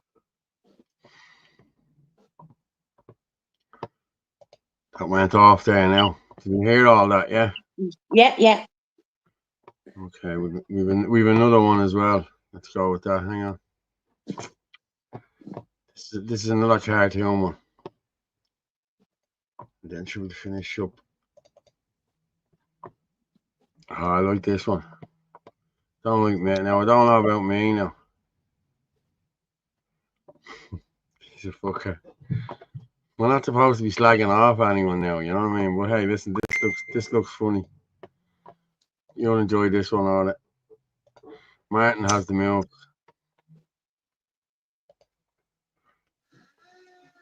The music's gone off it. You can't hear the music. I can't hear music either.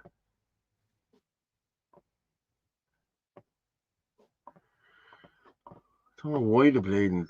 Lads, this has gone ridiculous. There is music. Do you know why Martin's going to love that? Because he's added several inches to him. Yeah. Can you hear music? Yeah, I can't hear anything. No, I can't hear anything. And I'm like, there should be music to it, shouldn't there? There should definitely be music to it, yeah. There should definitely be music to it. Just bear with me there and I'll see. Yeah.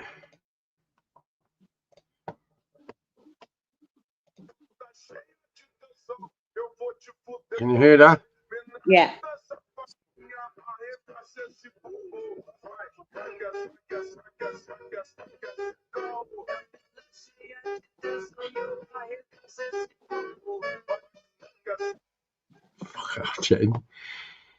Can you hear me now all right, yeah?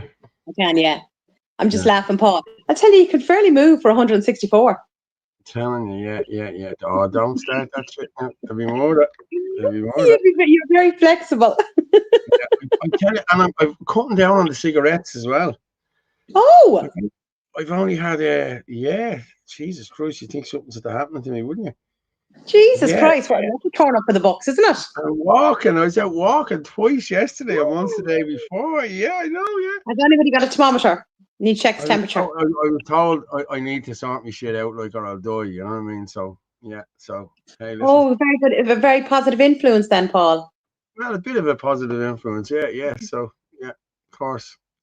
Well, I've asked Jaden. I've asked Jaden to do a special graphic for you on Sunday, so we'll be looking forward to that. A special graphic on Sunday. Oh, okay. I'm sorry, people. Gavin didn't get on there, but he said he'd come on Sunday night. But listen, I have to sort out this. This StreamYard went down on us last night. Like, we're paying enough shit for this, you know what I mean? That this shouldn't happen, you know what I mean? And it's not the internet, it's not anything. It was actually StreamYard. I'll have to get onto them now tomorrow. Invaders. And then find out what's going on with this thing with the link. Like, that's just ridiculous, whatever's going on there as well. Yeah. Loads of scab contractors working on modular homes around the country as well. Yeah, I think that's all we have for. I don't know if there's, I can't remember. Is there anything else I sent over? No, I'm just gonna play this Saggart one again. Right, this is just Linda DeCourcy, and this is Glenn's friend. I do like her. I like Linda, so I'll play this. But I think they were in town as well the other day. So when Gavin and Malachy got into the row, give me a thumbs up if you can hear this. Here with the residents of Saggart, which are part of my constituency, we oppose the sale of City West to the state to make it into a permanent IPA centre. The people of Saggart are opposed to this. People have been signing petitions, and over 90% of people who have been asked say that they don't want this happening. And I really believe if this is a democracy that we live in, the will of the people should be of paramount importance to government, and therefore they need to find a solution.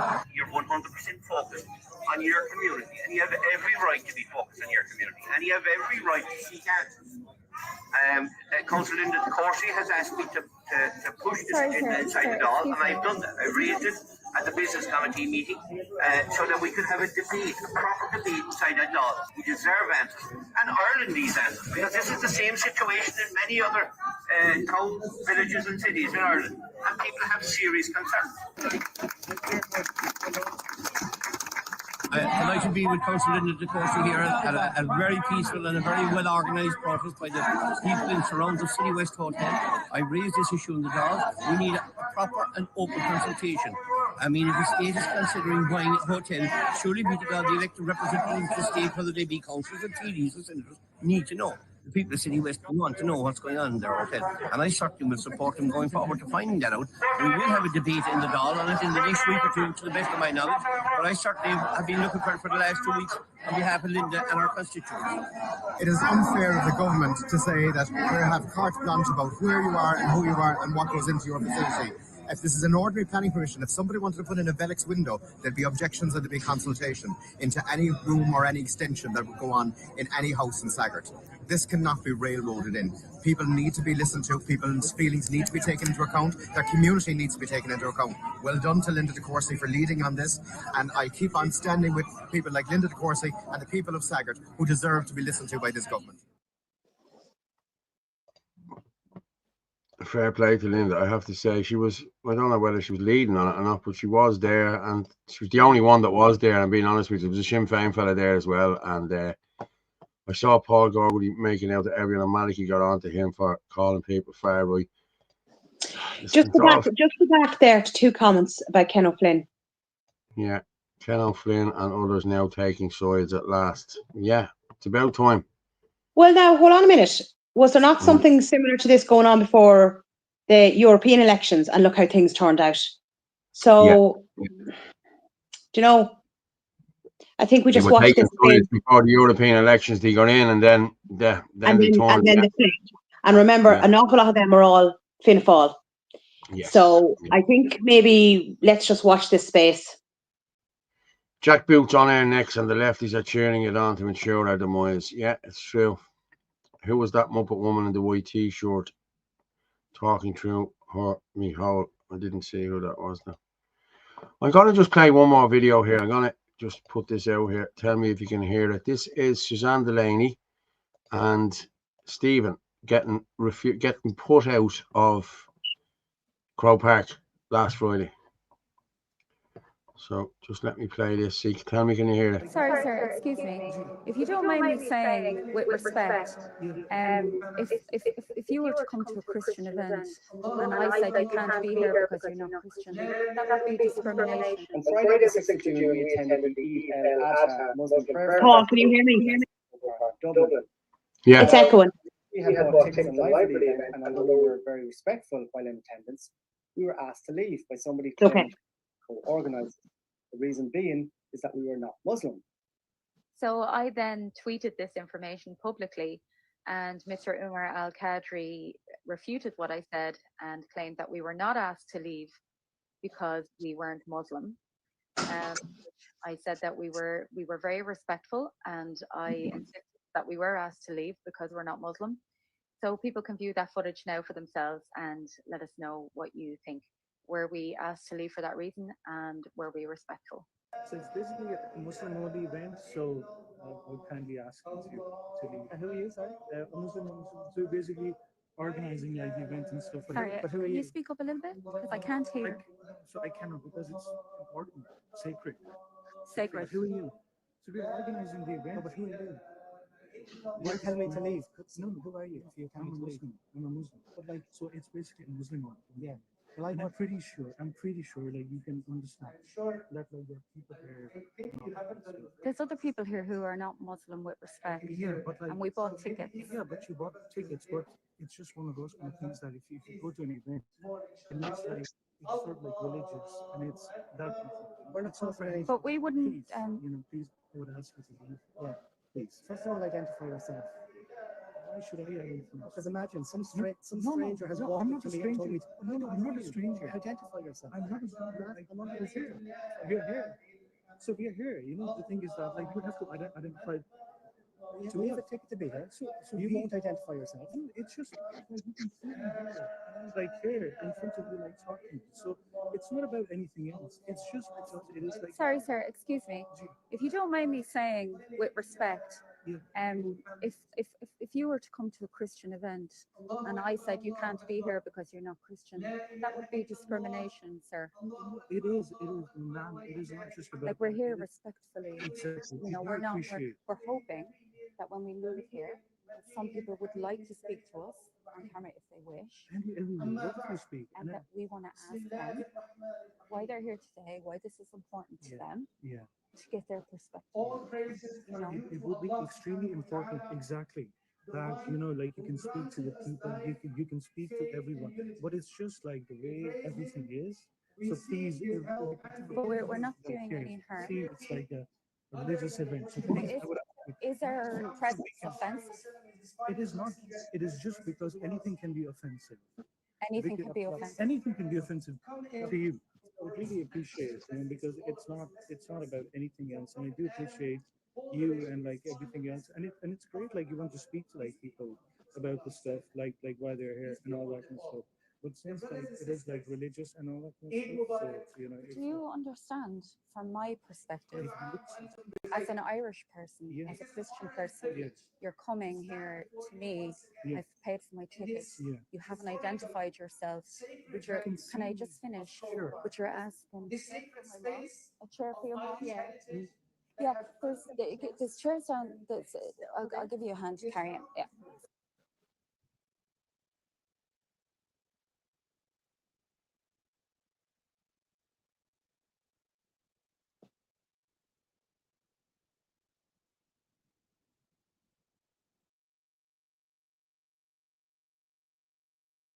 You're muted. It just popped up there. Your mic is muted. Yeah, no, they're brilliant, Stephen and Suzanne, I have to say. Yeah, and fair play to them.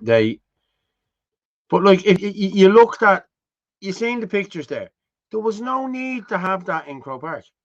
No need whatsoever. They could have had that in a hall anywhere in this country, anywhere in Dublin.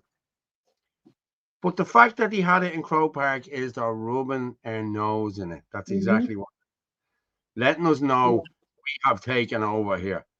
They'll all be in Parliament. They'll all be in the Dáil now in the coming years, and this country is ruined.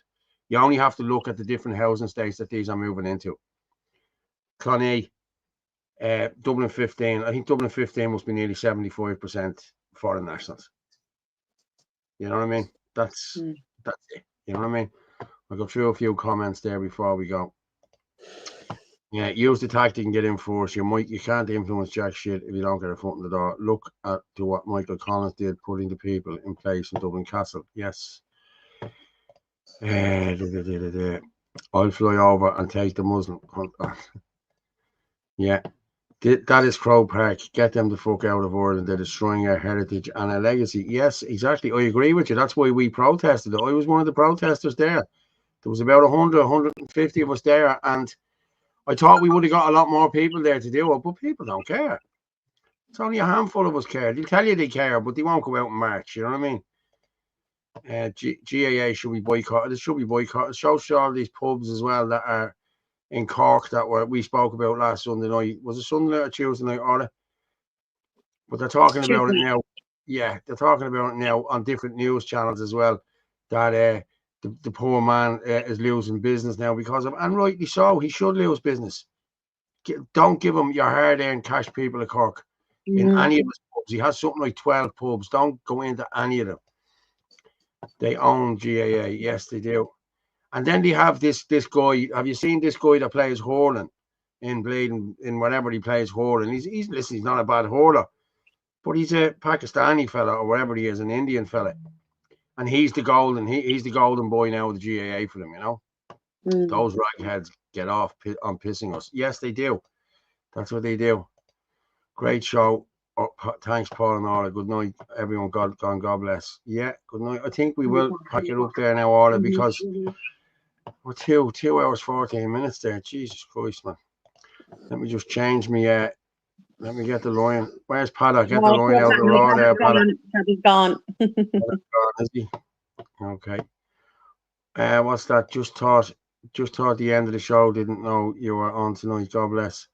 No problem, Darren. I'll have it up there, Daniel. I'll put it up now in the next couple of hours. Jesus, look, me handles that are falling off me. The handles that are falling off me chair. You hear the bleeding noise, or but the ump was on it yesterday. Right, all right, I'll drop you down. Everything. What's this? Every day I go, Powers Court waterfall full of Muslims. There's no way they are paying in to see that waterfall. Do they get in? They get in everywhere free. If you're a migrant, you get in everywhere free. I'm telling you, that's how it works. All the best, Anne-Marie, all the best. They will lose funds because of it. Then slow burn sell. Yeah. Good night, Paul. Good night and God bless, Aaron. Take care, mate. Yeah. Home office full of Muslims. Yes, everywhere is full of Muslims. Cheers, Drew. Good night and God bless you. Take it easy. Thanks, Orla and Paul. Great show. Thanks. Thanks, Angela. Thank you very much, everyone. Good night, Thanks, Orla and Paul. Great stuff as usual. Right, Orla, I'm going to drop you down there now, and I will talk to you in 2 minutes. Let's see, that's what I'm moving there, so listen, I'll leave it as it is. Paul, has it been emotional? It has been emotional, Orla. Yes, it has. It's always emotional, Orla. I'll talk to you in a few minutes. Everyone's slagging me over that emotional thing. Oh, it's emotional. Go on, I'll talk to you in a minute. Cheers, Orla. Thanks very much. And as we say every night, but listen, anyone, I'm going to just go through a couple more of these. Good night, lads. Good night, lads. Good night, lads. Good night, Frank. I've had dealings with anti-terrorism Home Office because of them. Okay, is there something else, Billy? Fuck you, Islam. Fuck your Islam. Okay. Thanks very much to everyone who watched in. If you can, buy us a coffee there on the stripe there. If you can, just to keep this going. It'll be kept going anyway, but just to give us a dig out, you know what I mean? So, as I said, thanks very much for everyone. And we've gone through a lot of stuff here now today. So, please, God, we'll see us on Sunday. So, as I say every night, the truth is like a lion. You don't have to defend it. You just let it loose and it will defend itself. Good night and God bless.